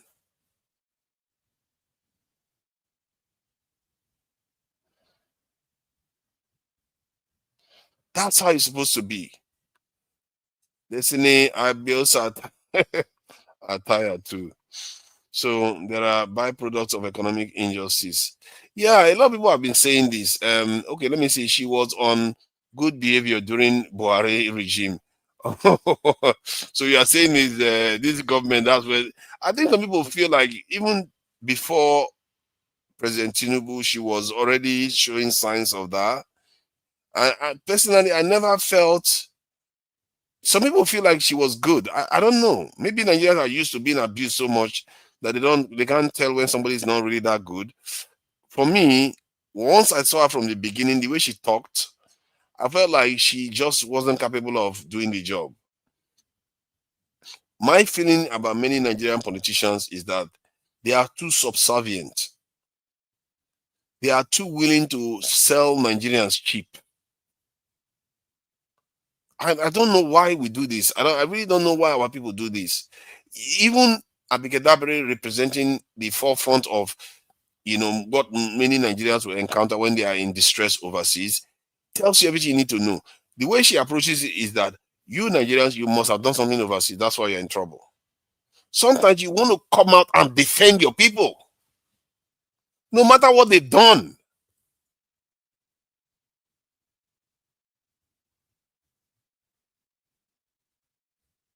No matter. Because what you see around the world is that, because if you don't defend them, people are more likely to take advantage of them. Not every time you hear about your country people doing wrong, the person your first instinct is that, oh, let's find a way to beg them and see how we can help them, because you are so weak as a nation. Then you start begging every time. Haven't you seen people that do things wrong in Nigeria and America come and figure out a way to get their people out? Many of those people that you see arrested overseas, they are actually doing some serious stuff wrong, and America will still find a way to get their people out of there. Or not only even America, other nations do the same thing. They fight to get their people out from those countries. You can pull any string you want to pull. She has experience. I can give it to her. She has a feeling because she's been doing this for quite a long time. So in some cases, she has managed to get some successes, especially in more recent times when people like Air Peace steps in to assist our operations. But make no mistake, for the first 5 to 8 years I saw that lady in action, to me, she felt more like a slave trader than somebody representing Nigerians. She felt more like somebody that is more proud of Nigerians going to serve people overseas than actually building Nigeria up. That's how it felt to me. Maybe it's not true, but from what I can see, she seems to be too proud of the ones doing well overseas. I don't understand how that can be a good thing for your nation. And this is what I mean by the old generation. They are awful. They don't understand. They truly don't understand what they are doing. How does our people helping to build foreign nations build our nation? How does that even happen? Yesterday, I was listening to this discussion, and this Nigerian guy, about 60 something years now, he says he wants to return to Nigeria, which is good, isn't it? He said, what is he doing overseas? He doesn't have anything to do overseas. There's nothing there anymore and everything. So he wants to return to Nigeria. Well, he wants to return to Nigeria after he's 60 years. Yes, he's gained expertise that will be beneficial to Nigerians. He probably will have more experience, money with him when it comes to Nigeria. But his vitality is not there anymore. But he will offer something to Nigerians. And to be fair, or not to be fair, more like in a disturbing direction, his philosophy and his ideology is very tribal too, just like Abike Dabiri. So you see, the people that want to come and build Nigeria, some of them that want to return from overseas, his ideology is like Abike Dabiri's. This one may even be worse because he was openly talking online about how the Southeasterners and all the rest of them are causing problems for his own people in the Southwest. So this type of behavior that our people portray, this is a relatively somebody that wants to come to Nigeria and settle, and yet because he's older, his mindset is very, very warped. This is why I don't think I will support any candidate anymore that is over 60 years for sure. I don't think I will bother. Even if it's P2B, I can't be bothered. Because all these old people, they don't have it in them. You know, I guess P2B was born after colonization, but still, they don't have it in them. The far back you go, the more you see people that are willing to serve. They're just willing to serve foreigners and do, if they give them crumbs, they will take it. It's okay. To them, we are still alive today, it's fine. Sooner or later, we are going to be flying. I don't know how that is going to work. Your enemy is not going to drop dead without you doing something about it. Yeah, your enemy is not going to go away or start giving you success because they just feel like it. It's not going to happen. They will keep taking and taking and taking until there's nothing left to take. And then you'll be done. That's how this is work. It doesn't work any other way. I wish it works any other way, but it doesn't. It's just how life works. We have to make our peace with the fact that if we don't take things seriously, life will not take us seriously too. Why should it take us seriously? We have not taken it seriously. The precious gift that has been given to us, if we don't take it seriously, we're going to lose it. Ultimately, that's what's going to happen. May not happen today, may not happen 10 years, it may not even happen 50 years from now. But sooner or later, there will be judgment. We have been paying a lot of price for a very long time. We'll be paying a lot of price, suffering and smiling, as Fela says, suffering without progress. That is so boring. So old news, old. Are we not tired of it? It's just there's nothing. No, there's no. You see one street light today, tomorrow you see another one dead. What is the point? We can't even maintain even our roads. We can hardly keep it clean. No, tell me, Nigerians, why can't we even sweep our roads? Simple, making your roads, your streets clean like normal nations are. We can't even figure that one out. If I was any top Nigerian in Nigeria, I hold any public office, I would be embarrassed. And the president should be embarrassed. He should be doubly embarrassed by his nation. But you see what they calculate. Their calculation is that no nation is perfect. Some nations have problems. It takes a while for it to happen. In the meantime, let me catch cruise. In the meantime, I can relax and just do a little bit here and do a little bit there. Things are gonna get better. That's their thinking. But it never does. The rest of the world is sailing away from us. So if we are going to be serious as a people, national security has to be taken paramount. National cohesion needs to be paramount. Which other one did we highlight? I think it was Hess Valiant that highlighted it. Which other one should be paramount? Let's see. Law enforcement. Okay, this one is going to be tougher for Nigerians to do. Nigerian politicians are awful. Corrupt practices. Any public official that is found stealing or embezzling money from public office should face capital punishment, and that capital punishment should be carried out. Can you imagine if they carry out capital punishment on criminals or a politician that commits fraud or criminal act in Nigeria in the 2026? If they do it before March, before the ending of 2026, Nigeria will be transformed. You will see a change. Next year, this time, you see a change in Nigeria. Like the Nigerian government said, like Farouk now, I don't know about his case. I'm just using it as an example. I'm not saying he should go and face capital punishment before he starts saying, I'm advocating for Farouk to go and be hung. My point is, let's say he's found guilty, like incontrovertibly guilty of embezzling public funds, and he's tried and hung by March or May. That will send a strong signal. So that one too is important. And I know corruption is very important to Nigerians. Corruption, national cohesion, and national security. 3 areas that have been highlighted. I think there was one more that I'm missing actually. There's one more that I'm missing. Let me check the chat because Heart Valiant has been giving me some good pointers. Yaya Bello and his friend. Yaya Bello and his friend.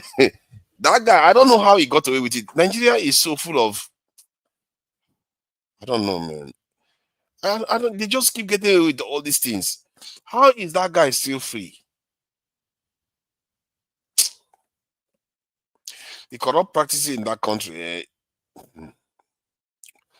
We have to be careful. I just hope this president knows what he's doing. The game he's playing right now, because I believe that Nigeria has a chance to actually ascend out of the mess we are in. But the way he's playing, he wants to do everything to please the West. I noticed that he canceled his trip to the G20 summit in South Africa because of the threat Trump made about national security or trying to bomb, genocide. But I get the feeling that it's because Trump didn't attend that meeting. That's why President Tinubu didn't attend. He wanted to prove to Trump that I'm on your side. That is what I think is going on. Because what other reason does he have not to go? The way he behaves, like even changing the national anthem to that was written by a white lady, That should tell you something. The guy's way of thinking, he wants to prove that he's on their side somehow and hopes that he gets something for it. The question is, what is he getting for it? I don't know whether he's getting anything for it. You know, if Pakistan want to do business with America, they get something big for it. If India want to do partnership with America, they get something big for it. What does Nigeria get from his partnerships with all these people? Is it the only thing they will get from them? Is it, don't kill us, please? Don't kill us today. Is that it? Is that all we are getting from them? Because I don't know what he has gotten so far from working with the French, from everything he has done. I don't see one thing. The French people have not come here to tell us that, you know what, we are going to give us some, we are going to hand over some of our very powerful jet fighters, and we are going to, come and train some of your military. Maybe we'll be working together on building a submarine for Nigeria. Nothing strategic. There's no sign of anything that we are getting. You know what they are doing now? They are helping Americans survey the country, surveying so-called terrorist hideouts and all the rest. But America is not giving us anything. They are not giving us anything. Zero. We are not getting anything for it. The only thing is they are surveying us. Do you think India would do something like that? Do you think China would even come close to doing it, or Russia, or even North Korea, Iran? Even the UK will find it hard to do anything like that. Even if they're allies, Israel will not allow that to happen, except in the Palestinian territories. Egypt will not allow that to happen. I don't understand. At least Egypt gets something. Egypt has, do you know Egypt has 218 F-16 jet fighters that they got from America?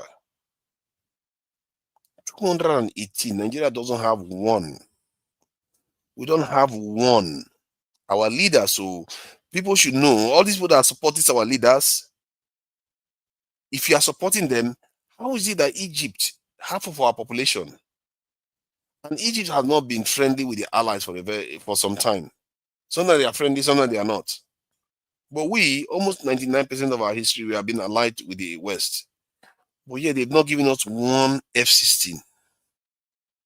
Not one they've given us.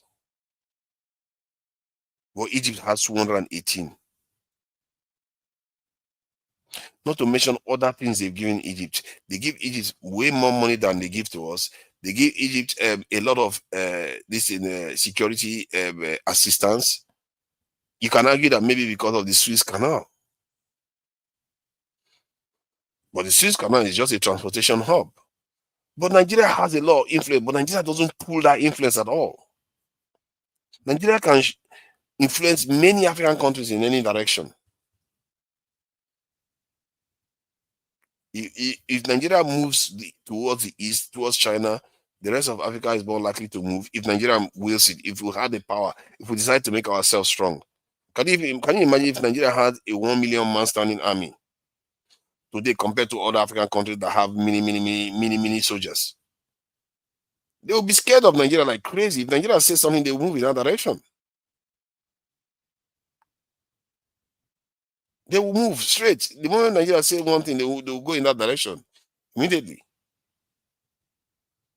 Well, Nigeria, we don't pull our weight, and we let everybody to bully us and tell us what to do. And our leaders don't ask anything of them. We just work with them and say, "Oh, please don't kill us today. Allow us to be in office so that we can just be do for a while. And after we do, the next guy come and be do too." What kind of country is that? That is so boring, and it's not a life. Your children cannot aspire to anything. All they can aspire to do is run overseas and work for foreigners. That's all our children aspire. If you ask many Nigerians, one of their highest dreams is to travel overseas, to go and work for foreigners. That is what our leaders have raised their people to be. To serve others, not to build their own nations. All these things is part of why we haven't made much of a headway on anything. We have not even renamed our country. We've not made a local language an official language. We've not we've not even written our own national anthem now, given what he has now done. Nigerians that even export music, we can't even create our own national anthem. All those things needs to be corrected. They need to be reversed. That what he did with the national anthem needs to be reversed. Reverse, and we create a new one. The damage he did with the currency, if possible, it should be reversed to a point whereby the naira should be somewhere at most 800 naira to a dollar. At most, it should be somewhere pegged at that price. You're going to find that the petrol prices will come down at the pumps, and people will feel a lot richer. And then, most importantly, our money will go further. Nigerians from inside Nigeria can be able to spend money and buy stuff overseas. How about Nigeria keep the lights on for the people before F-16s? You see, that is a point that a lot of people make, but it's a kind of chicken and egg thing. If you want to keep more lights on, you need more F-16s. Weak people don't get lights. But I get your point. Not every nation that is weak, militarily weak, don't have light. That is true. Like Ghana, you can say Ghana has light to an extent. Not everywhere in Ghana has light, by the way. Most people think there's the entire country. No, it's not. A lot of them still have power outages. But in Accra, most of Accra has power. But then again, Accra is not like Nigeria, where you say it's everywhere. But Nigeria is poorly powered. And one other area of Nigeria that most people don't talk about is that it's not that we don't generate power in Nigeria. The power that is generated in Nigeria is from generators. That is the problem. And funny enough, the generator don't need distribution lines because it's locally producing is by address or maybe a state. So we generate power. I think in Nigeria, based on my calculation, on the research that I did, I think we generate almost 30 gigawatts of power. This is almost 30 gigawatts we generate based, if you take the generators, solar panels, and all those other things into account. But it's very, very inefficiently done. And that is the problem. It costs us way more than 3 times or maybe 4 times over to use those things to generate power compared to what you would have been when you use normal national grid to do it. Yeah, I that's my point. You are see, Fly Aubrey. You are saying exactly what I'm trying to highlight. Everything we've done has ensured we will never get to that point. The world is moving further and further away from us. And when we say the world is moving further and further away from us, you might as well say our day of judgment is coming closer and closer. In other words, our people are facing a deadly threat as time goes on, if that carries on. Because weakness is punished in nature. It's not personal. It's just punished. If you keep remaining weak, you are inviting problem. You are the problem, not even the other side.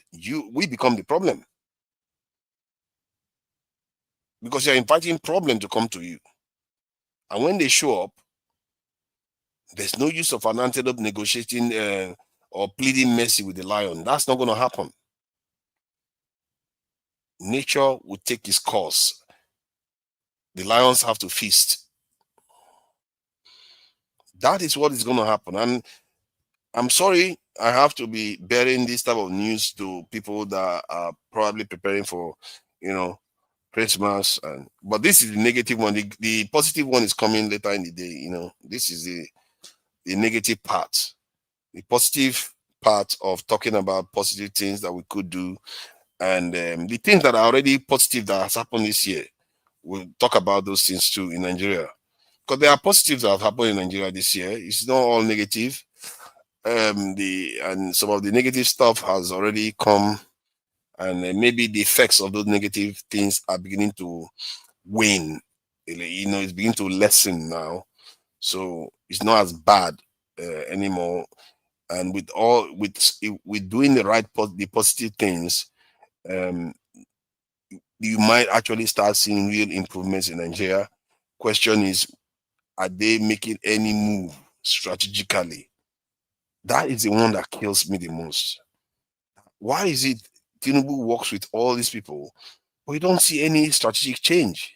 Except you want to say, some people could argue that the strategic change is that Dangote refinery is even allowed to exist. Because normally that is not allowed. Why do people not ask why it never happened for the last decade or so? 2 decades, no Dangote refinery. And now, to be fair, even in Nigerian refinery is still not working today. People like Farouk, they are the ones in the cog of the machine destroying it, making sure our systems don't function.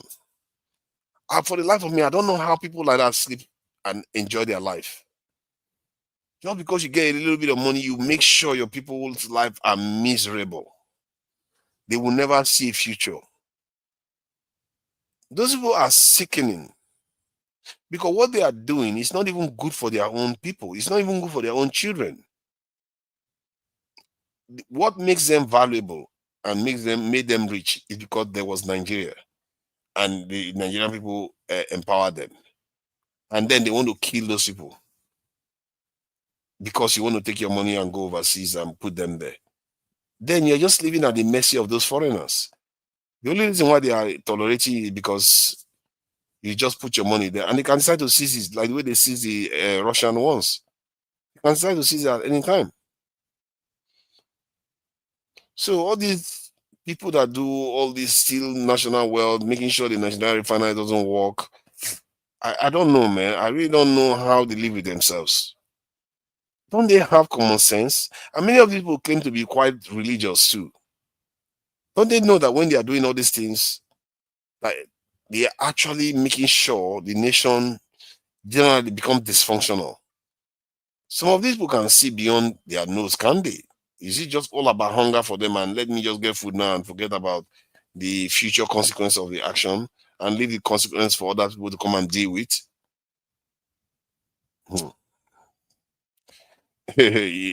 You don't read comments, do you? I do read comments. I do read comments, especially when I'm having a monologue like this for quite a while. I can't believe I've been talking for straight 2 hours. That is crazy. I've been talking for 2 hours. So I do read this in monologue, and that's comments. I mean, let me read the other one. It says Nigeria has the fourth largest oil reserves in the world. Is it the fourth largest oil reserve? I didn't know that. The economy and people should be served better, bro. See, to be served better is like saying, how do I even describe it that will make more sense? Um, it's like saying you found a child standing on a field of diamonds and gold, resources on the ground. And you have your own children, you have your own family to worry about. Would you care whether that child gets that gold or not? No, your job is you go there, you take the resources and you use it to make yourself rich and you help your own people. You know? So that's how it works. Even if we are rich, but we have not proven mature to control the wealth. Some other person will come that is more mature, will take it and go and use it to build their own societies, because they are mature enough to understand that that is how they defend and protect whatever they own. And there are many of them that don't even have natural resources like we do, that God has not given them the blessing of natural resources, but yet they are performing well ahead of us. Maybe even because of that, because they value what we have that we don't value. We don't even value human beings, not to mention the natural resources under the ground. When we don't even value human beings that are above the ground, that can look into our eyes. Some of the stuff we do, to be fair, like some of the stuff you hear that some people, I don't know how many they are, whether they are, I know they are a tiny minority. Like you hear in the South is how some people are busy, practicing some very, very terrible practices that is actually taboo. How those people can even exist in any society, I don't know. We should have done away with people like that by now. This country really needs cleansing. I tell you this, it really needs cleansing.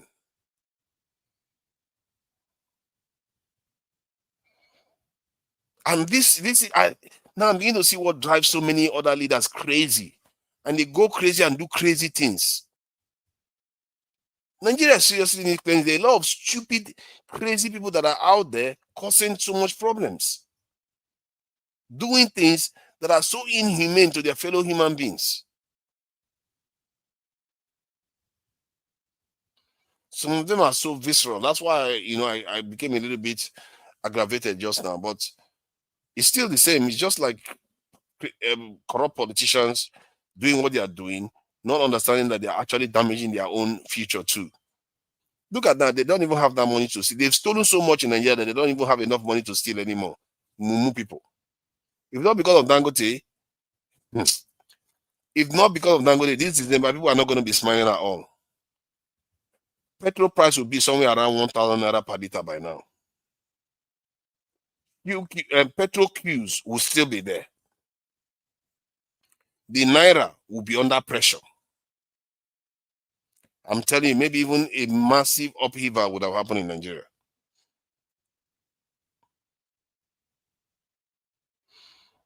It shows you how much Dangote is helping his government and how private institutions can transform nations. The truth is that most democratic countries around the world today, most Western nations, the basis of their wealth come from private industry. It's very interesting because capitalist nations are not associated with, how do I describe it even? They are not associated with a kind of multinational sort of monopolies. They are not associated with it. People always assume that in the West and most democratic nations in the West, that the way it works is that there's always competition. That's the assumption. That's the core of where it starts from. They assume there's competition.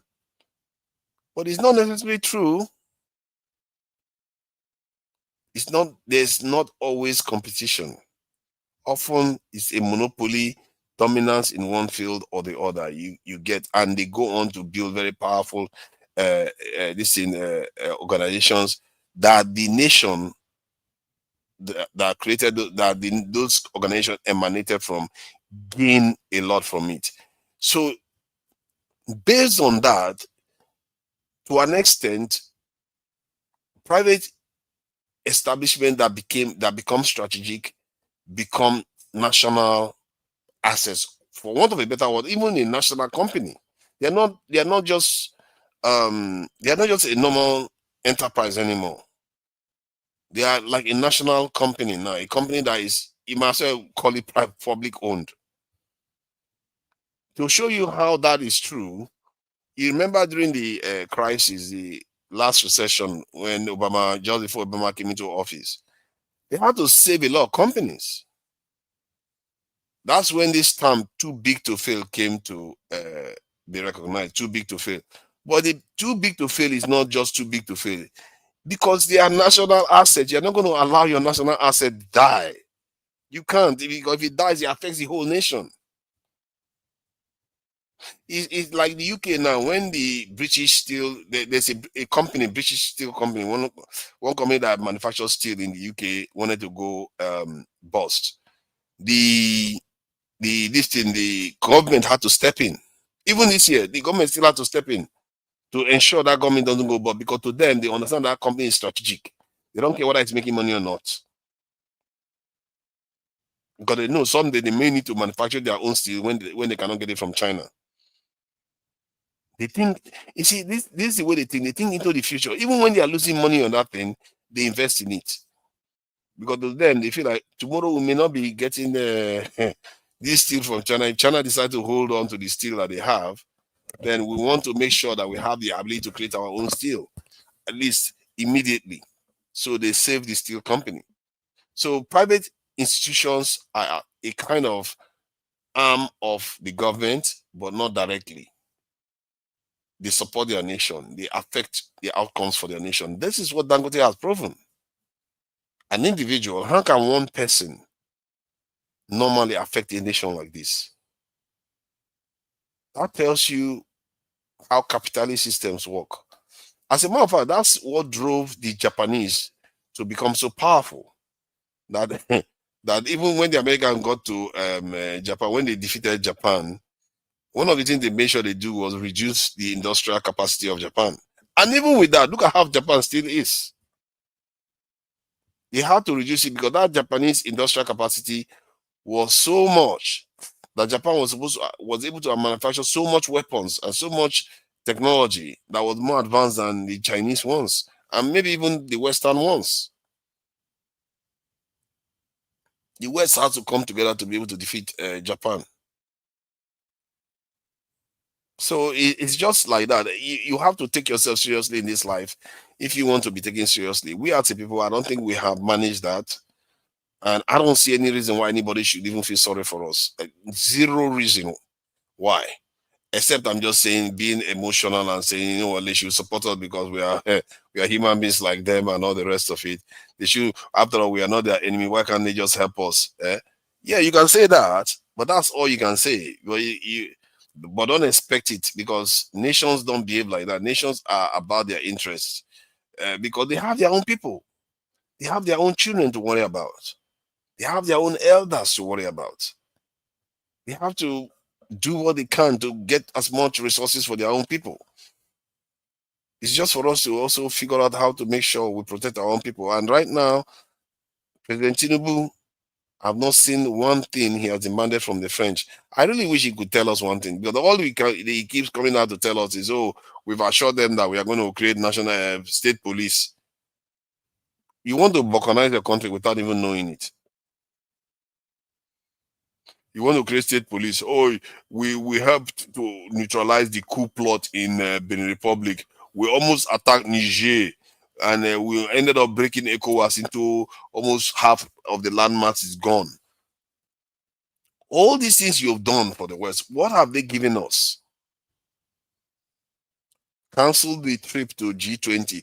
What have you gotten for it? Instead, we were threatened with invasion, with bombing by Trump.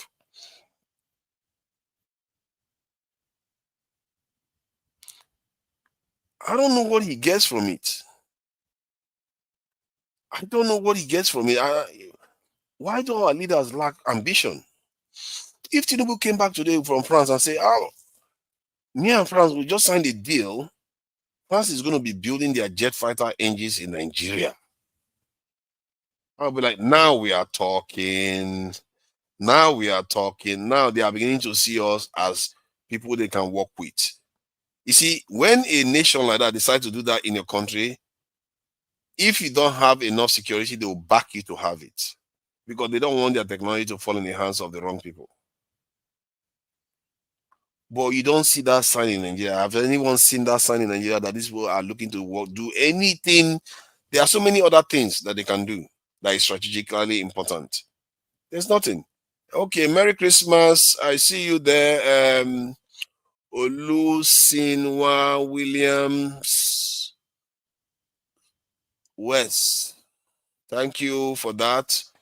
Merry Christmas. A lot of people are getting ready for enjoying their holidays. You know, up OPF official channel is giving us electricity. What's giving us electricity? I don't know what you mean by it's giving us electricity. We've not gotten much of an electricity from anybody. The only thing we get electricity from is generators and solar panels.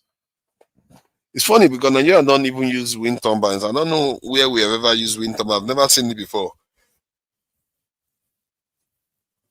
Is it that we don't have air at all flowing through Nigeria? Is that it? I don't know. Maybe wind turbine doesn't produce enough power. That's why. Because the advantage of wind turbines are quite good when you think about it. Because they work at night, you see. Who would have thought so?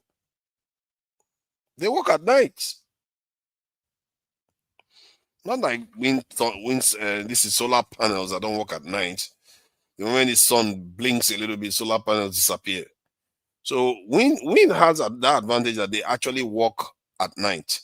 Let me encourage people to like, share, and subscribe, because I don't think a lot of people do this on these channels. We need to like, share, and subscribe to the channel so that people can be able to watch the videos and see the videos.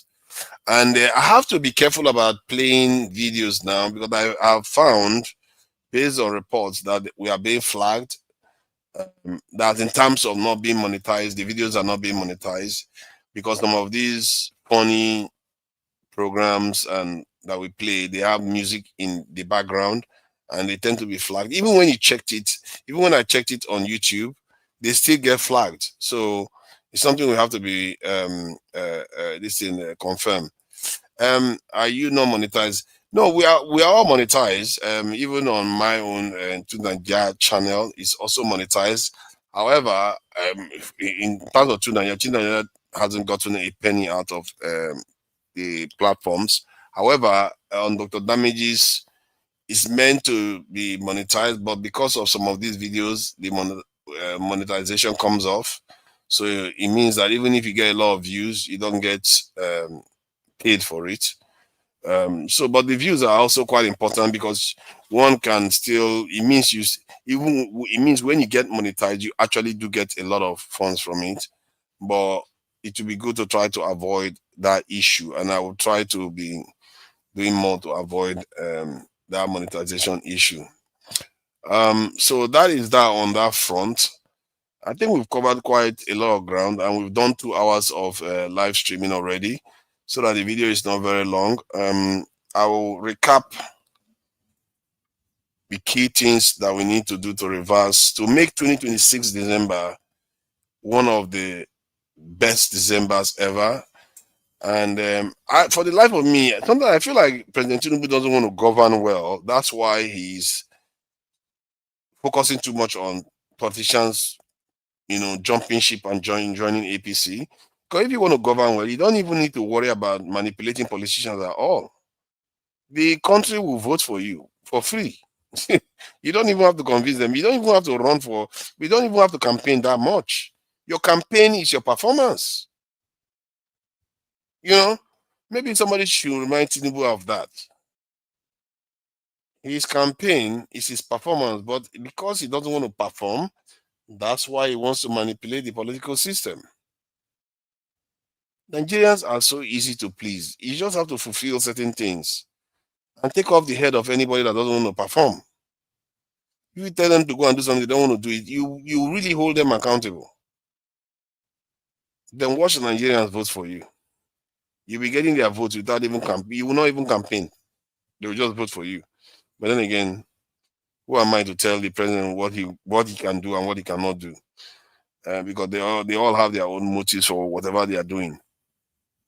But that said, so the recap is national security recruitment, national cohesion.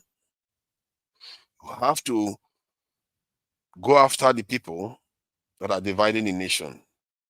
The Emsu Oluomos, the Abike Daberes, even El Rufai, whom I actually think is quite a competent human being, but he was quite bigoted in some of the statements he made about how he was favoring Muslims.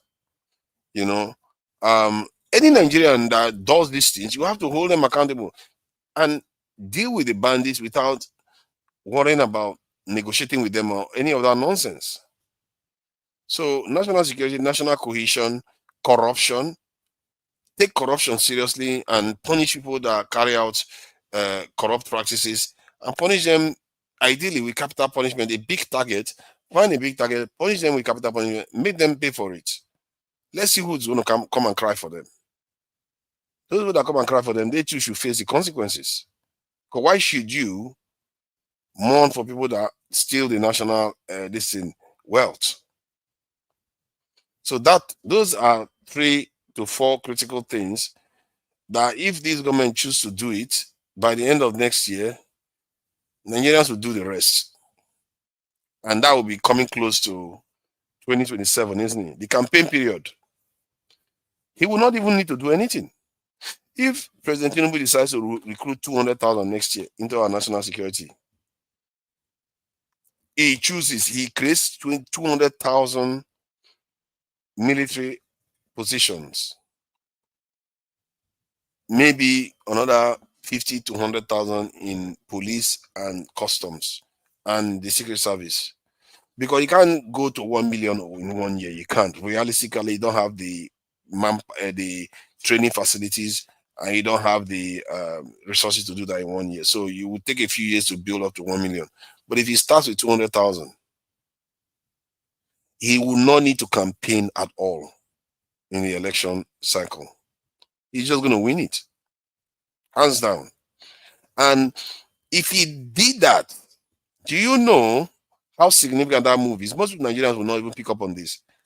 That move will be the first time in history since the colonization wars that got Nigeria to be colonized, that Nigeria has actually started taking its national security into its own hands.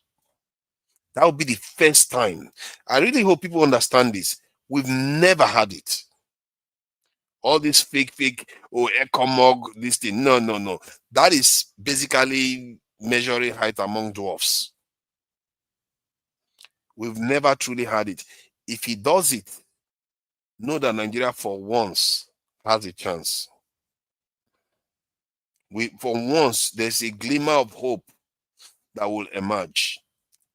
That existential threat that Nigerians face and all black people face around the world will start lifting. And it wouldn't have lifted, make no mistake.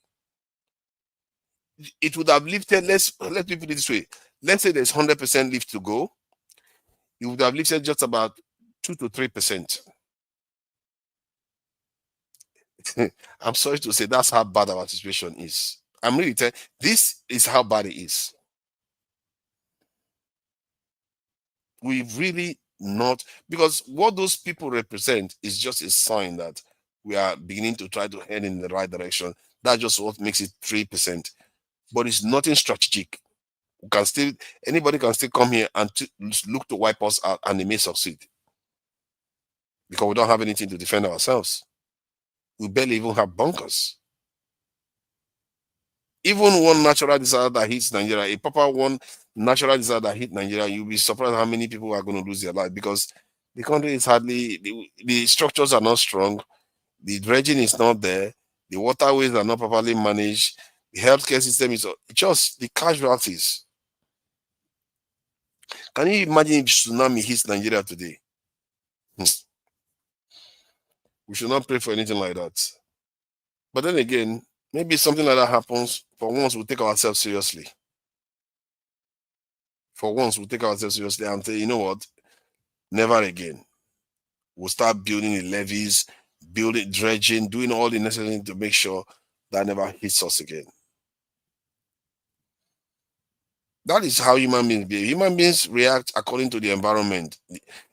Some people use the term stimuli of the environment.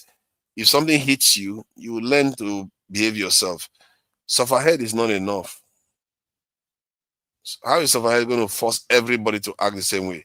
But if everybody, including the ones that are stealing, faced flooding, tomorrow they will think twice. They don't want to be flooded.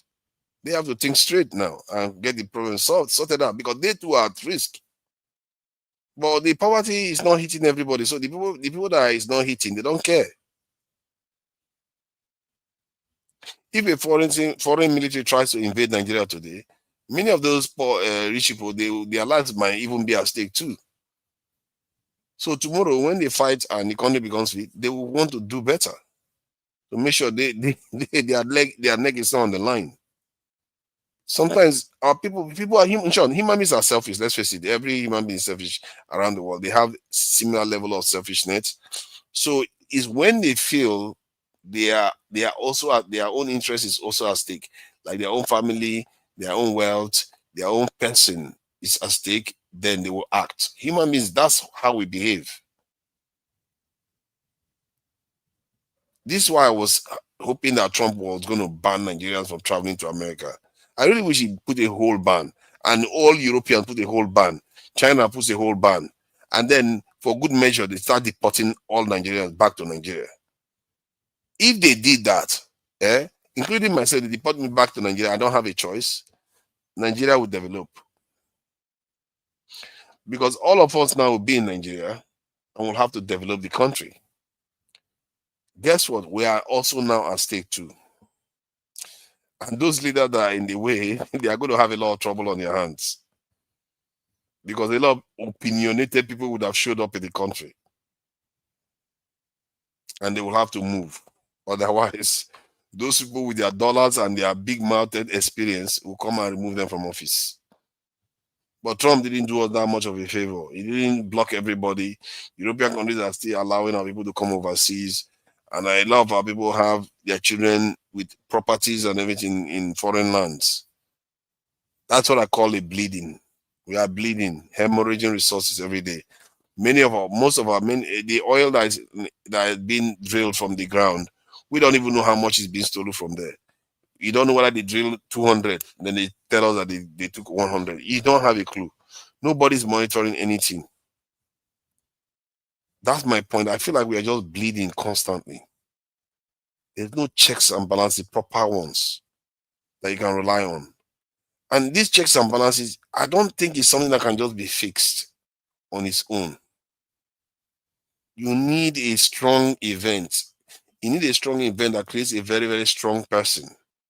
When we say strong person, it's not just because the person knows how to speak and is mean spirited. No, because the people around him believe in what he believes in.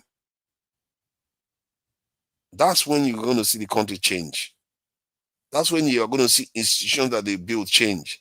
When they build something, anybody tries to defy that institution, they will make an example of that person. By the time they make an example of that person, the bigger the person is, the better. After they make an example of that person, nobody will break that rule anymore. And before you know it, you have a strong, that's what they call strong institution. It transferred from a strong man to a strong institution. That's how you build strong institutions. The idea that you just overnight just create more strong institutions, no, it doesn't work like that. Maybe it's not a bad thing Tinubu becomes a strong man. The question is he even for something good? If he lays a solid foundation, because you can argue that, some people argue that he has laid a solid foundation in Lagos, that's why Lagos is how it is today. Because he was a kind of strong man in Lagos, and he laid a solid foundation, and Lagos seems to be enjoying that foundation. Whether it was him or not, something is happening in Lagos that is helping Lagos sustain the trajectory of growth. But I think it's exaggerated in many parts, but there's still that sense that is moving in the right direction. So if you can do that in Nigeria and put something sustainable as a strong man, because if everybody is in your party, technically you should be able to do almost anything you want. And so far, what he has used that power for, I'm not very impressed. For one, he didn't create Dangote refinery. It wasn't Tinubu that did it. He didn't even remove the fuel subsidies. It was Buhari that passed the law to do that. So the key things that made a difference in this government, it wasn't him that did it. It wasn't President Tinubu. The only thing that he has done so far that we've not seen the results, so far, if anything, he's just handed our details to the French, is the tax reform bill. The student loans one is a good one. I think some students are going to gain from it, but it's not strategic. It's not pivotal. But it may have saved the universities from going on strike, which, again, make no mistake, you can also argue that it's an accomplishment from him. But it's not 4 years yet, so we don't know. After 4 years of him being in office and there's not one strike, you have to give him some credit for that.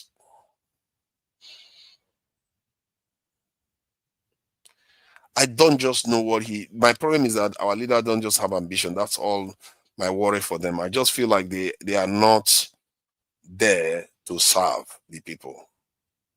So let me check how much likes this video has gotten to see whether the few people that are watching, not a lot of people are watching, I have to say, whether they've liked the video. Because it's important people, take their time, click the like button. It doesn't kill you, it doesn't do you any harm. Just helps people see the video even more. And I know a lot of people are doing Christmas right now. No, not a lot of people are coming out to come and watch this stuff, this live stream. You see what I mean? Okay, yeah, not a lot of people, to be fair.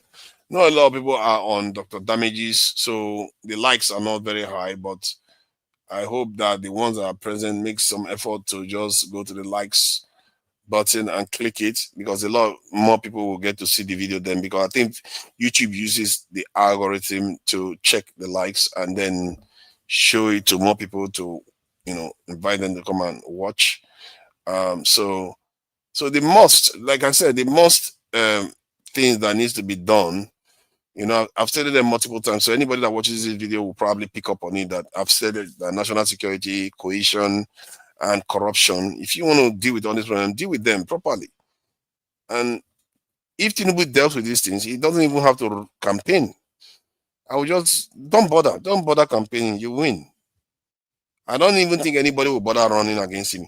If Tinubu just does national security stuff alone, that recruits that many into the national security forces alone, watch Nigeria.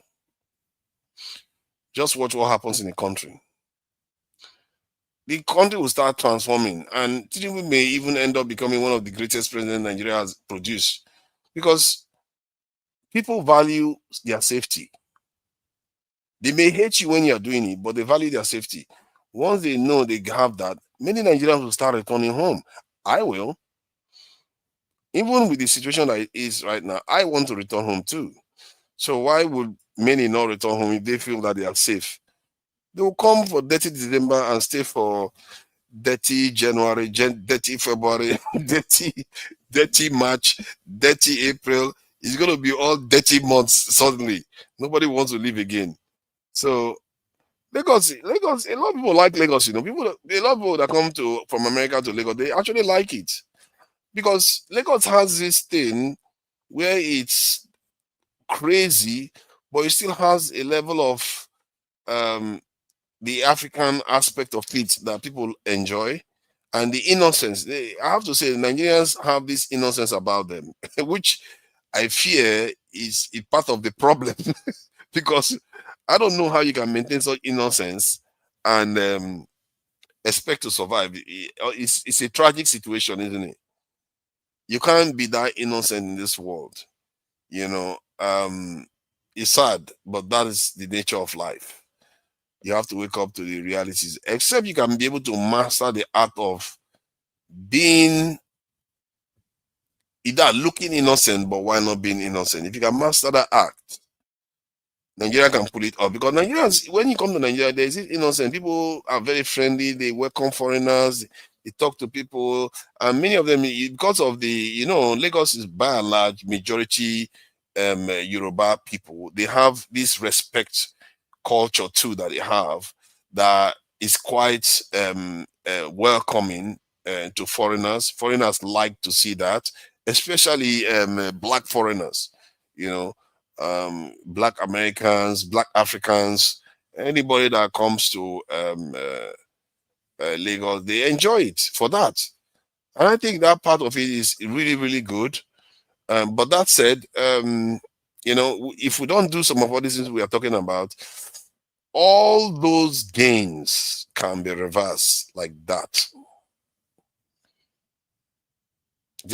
Make no mistake, Nigeria has made some gains in the last 1 or 2 years.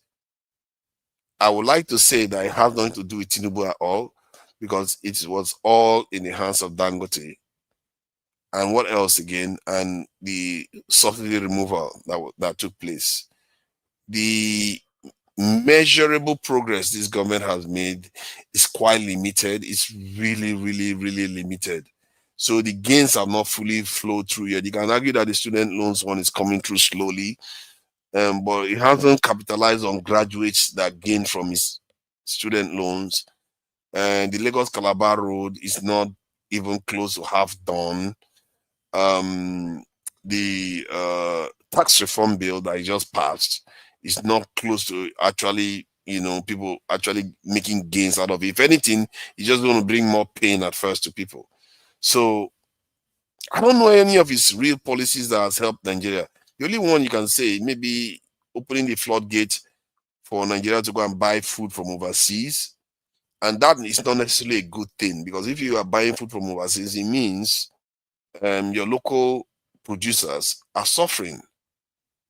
And that is something that, and I think President Buhari made a lot of effort to support the local producers and protect them. But this government has done a lot of damage that will take a while to, if possible, if it's even possible to recover in time. Because, sorry, because the government did say that they are supplying machineries, like tractors, agricultural equipment to different regions so that they can increase output of agricultural products. So maybe it's a strategy that they are looking to use, whereby they open the floodgate for food to come in temporarily, then ramp up the agricultural production, then shut the gates. If they do that, maybe strategy might work. It's not impossible. But sometimes I just feel like this government, they are not very deliberate. They are not, that's not their lookout. They just want to pretend as if they are doing some work and somehow end up staying 8 years in office, and not much has changed in Nigeria. Other than a little bit of here, a little bit of there, a little bit of that, nothing strategic. I'm sorry. I'm beginning to think that this government may never move enough for me to even say that our threat meter that I talked about, that we are going to get about 3%. If he recruited heavily into the security forces, we are going to increase our position by 3%. I don't see the government even getting to 5% of that chart. I don't see them. I don't see anything they've done so far. If anything, they've undermined us, our national security, by doing some of the things that they did. If not because of Niger Republic that kicked the Americans out of the country, when Trump threatened Nigeria, their drones would have been in Niger, barely how many hours away from Abuja. If not because of that, that military regime in Niger that kicked Americans out of his country. They had a drone base that will easily get to Nigeria within how many minutes? That's to cross the Nigerian border within minutes, of course. Then the question is how long it takes to arrive at Abuja if they want to do that. So I just don't see them doing anything that's going to transform things significantly. And right now, he's just talking about recruiting 50,000 into the police and 20,000 into the military. That is not serious move to make. If he creates state police, I don't know how you can create state police where they can be able to fund their police, because right now they can hardly even fund their civil servant staff. So where are they going to get money to fund the national police that they're going to put in the states? So it's something that the federal government has to consider what they are doing. So we all have to see what they do. And I really think that these three measures, if they did them by next year, December, I'm telling you, many of the people that oppose this government on this channel, that oppose this government even in Nigeria and overseas, they will start changing their tone. And rightly so. If they do the right thing by the people, that makes the people safe, you can go out in Nigeria without feeling like you're going to be kidnapped. The Nigerian roads are safe. You can travel the roads without worrying about your security. Can you imagine that? Most people will not be using airlines anymore. And that's another thing we have to be careful about. Do these airlines have something to gain from the Nigerian roads being unsafe? It's something we have to worry about, because when you start creating an environment that encourages certain traits, like you know how people talk about how the people that manufacture generators don't want Nigeria to get electricity. That's what I'm talking about here. Because if airlines are gaining from insecurity on the roads, you can see the incentive to ensure that carries on. Just a thought. There's zero evidence of this, by the way, so don't look at it from that point of view. But it's just a thought that we'll have to keep an eye on. Because if you have national security, nobody's going to be flying planes all over the place when they just need to go to the next town or travel to Abuja or something. Especially if you have trains on top of it. You have a train line from Lagos to Abuja, from Abuja to Rivers State. Really, I don't even know why you don't have a train line from Lagos to Rivers State. Why is that not even there? As a matter of fact, why did they not even build that as one of the paramount things that they are supposed to have done? You see how Nigerian politics makes Nigeria poorer? Rivers State and Lagos are supposed to be some kind of twin states, really, when you think about it, because they are riverine. There's a lot of wealth coming from those two areas. It crisscross them to Calabar, then from Calabar it goes to Cameroon and to other African countries. The more routes you have to transport goods, the more routes Nigeria has to sell its goods. Remember that train line that's coming through Nigeria. Nigeria is the most densely populated African country. So no matter what happens, that train line, as it's coming to Nigeria and going to other African countries, Nigeria is going to be the beneficiary. Because when it comes to Nigeria, Nigeria will put its goods there. Once we load our goods, it's going to have the largest numbers. And when it goes towards Cameroon and other countries, we are going to be selling our goods there. And if it goes to West Africa, we're going to be selling our goods there. It's a win-win. I don't even know why nobody planned it like that, where you have goods moving from from West Africa to all the way down south towards this in Congo and Southern Africa. You see, if Nigeria was doing these things, guess what? Nigeria will have an interest in Congo functioning, and they will have to do something about the nonsense going on there too. All this, the reason why we don't talk about all this is because the country is weak, and that's why you have to fix it. We don't even broach these subjects because it seems like it's out of our reach to do. No, we have the capacity, we have the potential to be able to do these things. It's not even that hard if you did just the basic right things for the country. You can make Nigeria exceedingly rich. Nigeria is one of those countries that has so much opportunity to be very, very rich, but we just keep squandering it all the time because this short-sighted, mind-blinding people that we have. They don't expect anything from Tinubu's government. I'm not, you see, I don't necessarily realistically expect, but I have to also reserve a little bit of space for potential change or surprise. It might surprise you.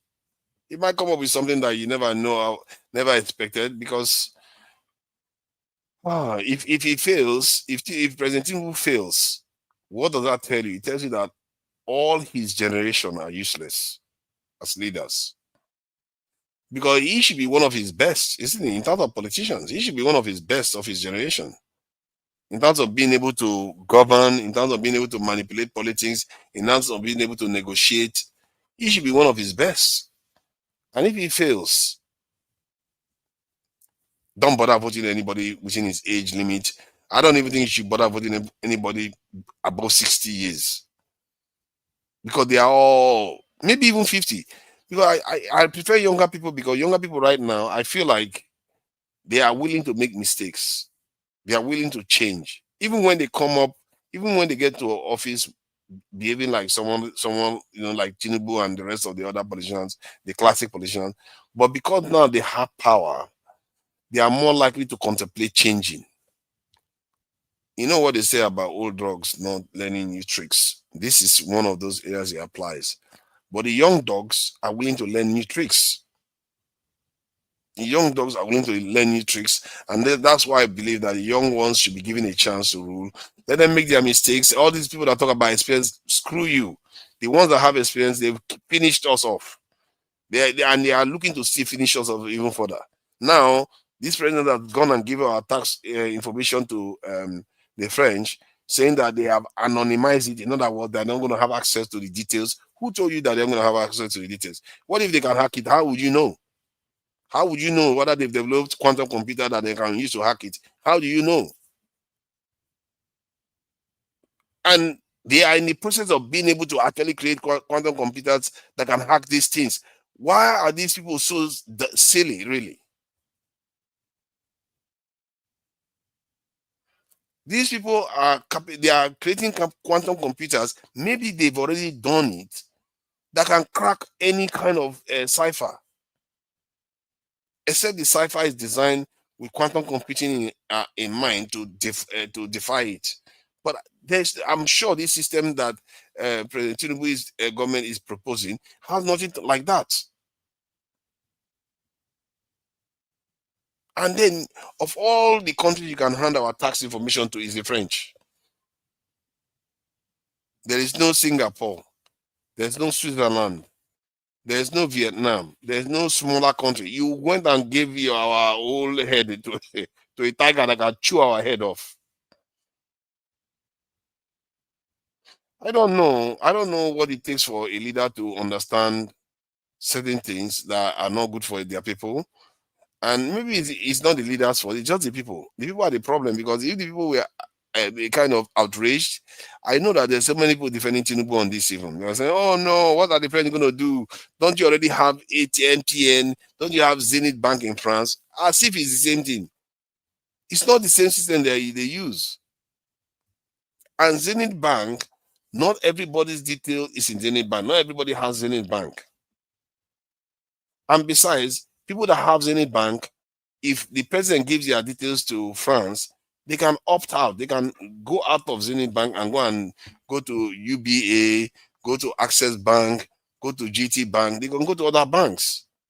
But tax issue, you can't escape it. It's a government information. You can't escape your tax data.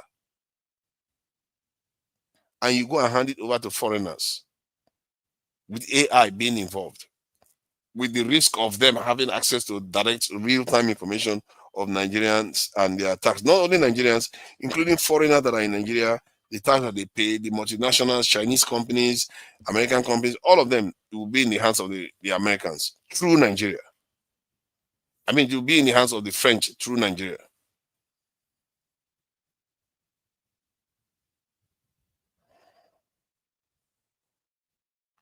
I don't know, man.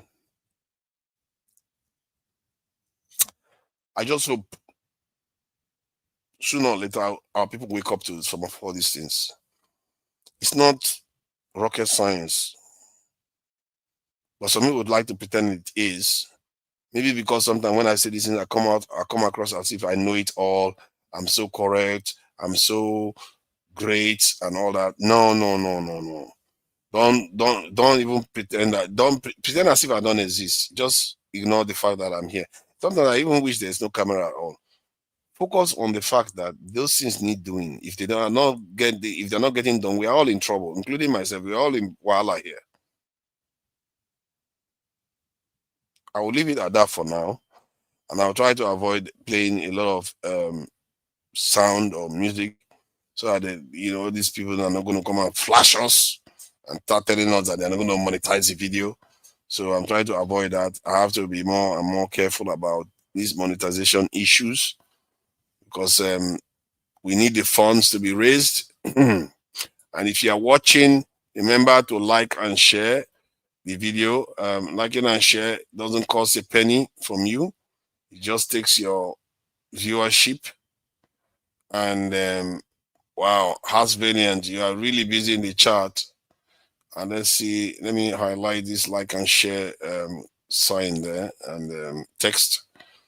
All right, so we are going to be closing up for now, and till next time, I will see you this evening when we discuss some of the positive things that has happened this year. I've already said some of the things that we can do to reduce and reverse some of the negative things that happened this year. So we all know that now. What needs to be known, the three things, to reiterate it: security, recruitment, national cohesion, corruption, dealing with it with capital punishment. Government officials that are found to be corrupt should face the capital punishment. If they do that, the end of 2026 will look very different from the one we have now. Thank you all for joining, and till this evening, I'll see you again. Bye. One night they go village with private jets. What's happening? Tell me what exactly is happening in Anambra State. Allow me to take you to a village. You are not allowed. Go back home. Monica, go back to Abuja. You are not allowed. Allow me. No. Haba. What's happening on this app? It's a beautiful stage. Ibiti, Otima G-phone where TFP Sadeshima calling. Lagos. It's beautiful again. Ibiti, gentlemen, Okudo Mari Biak Birodi. Oh, the Mari Bento Munai. I'm a official.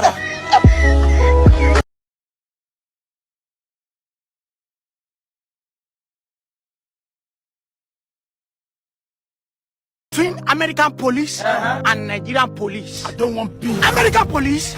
It's okay.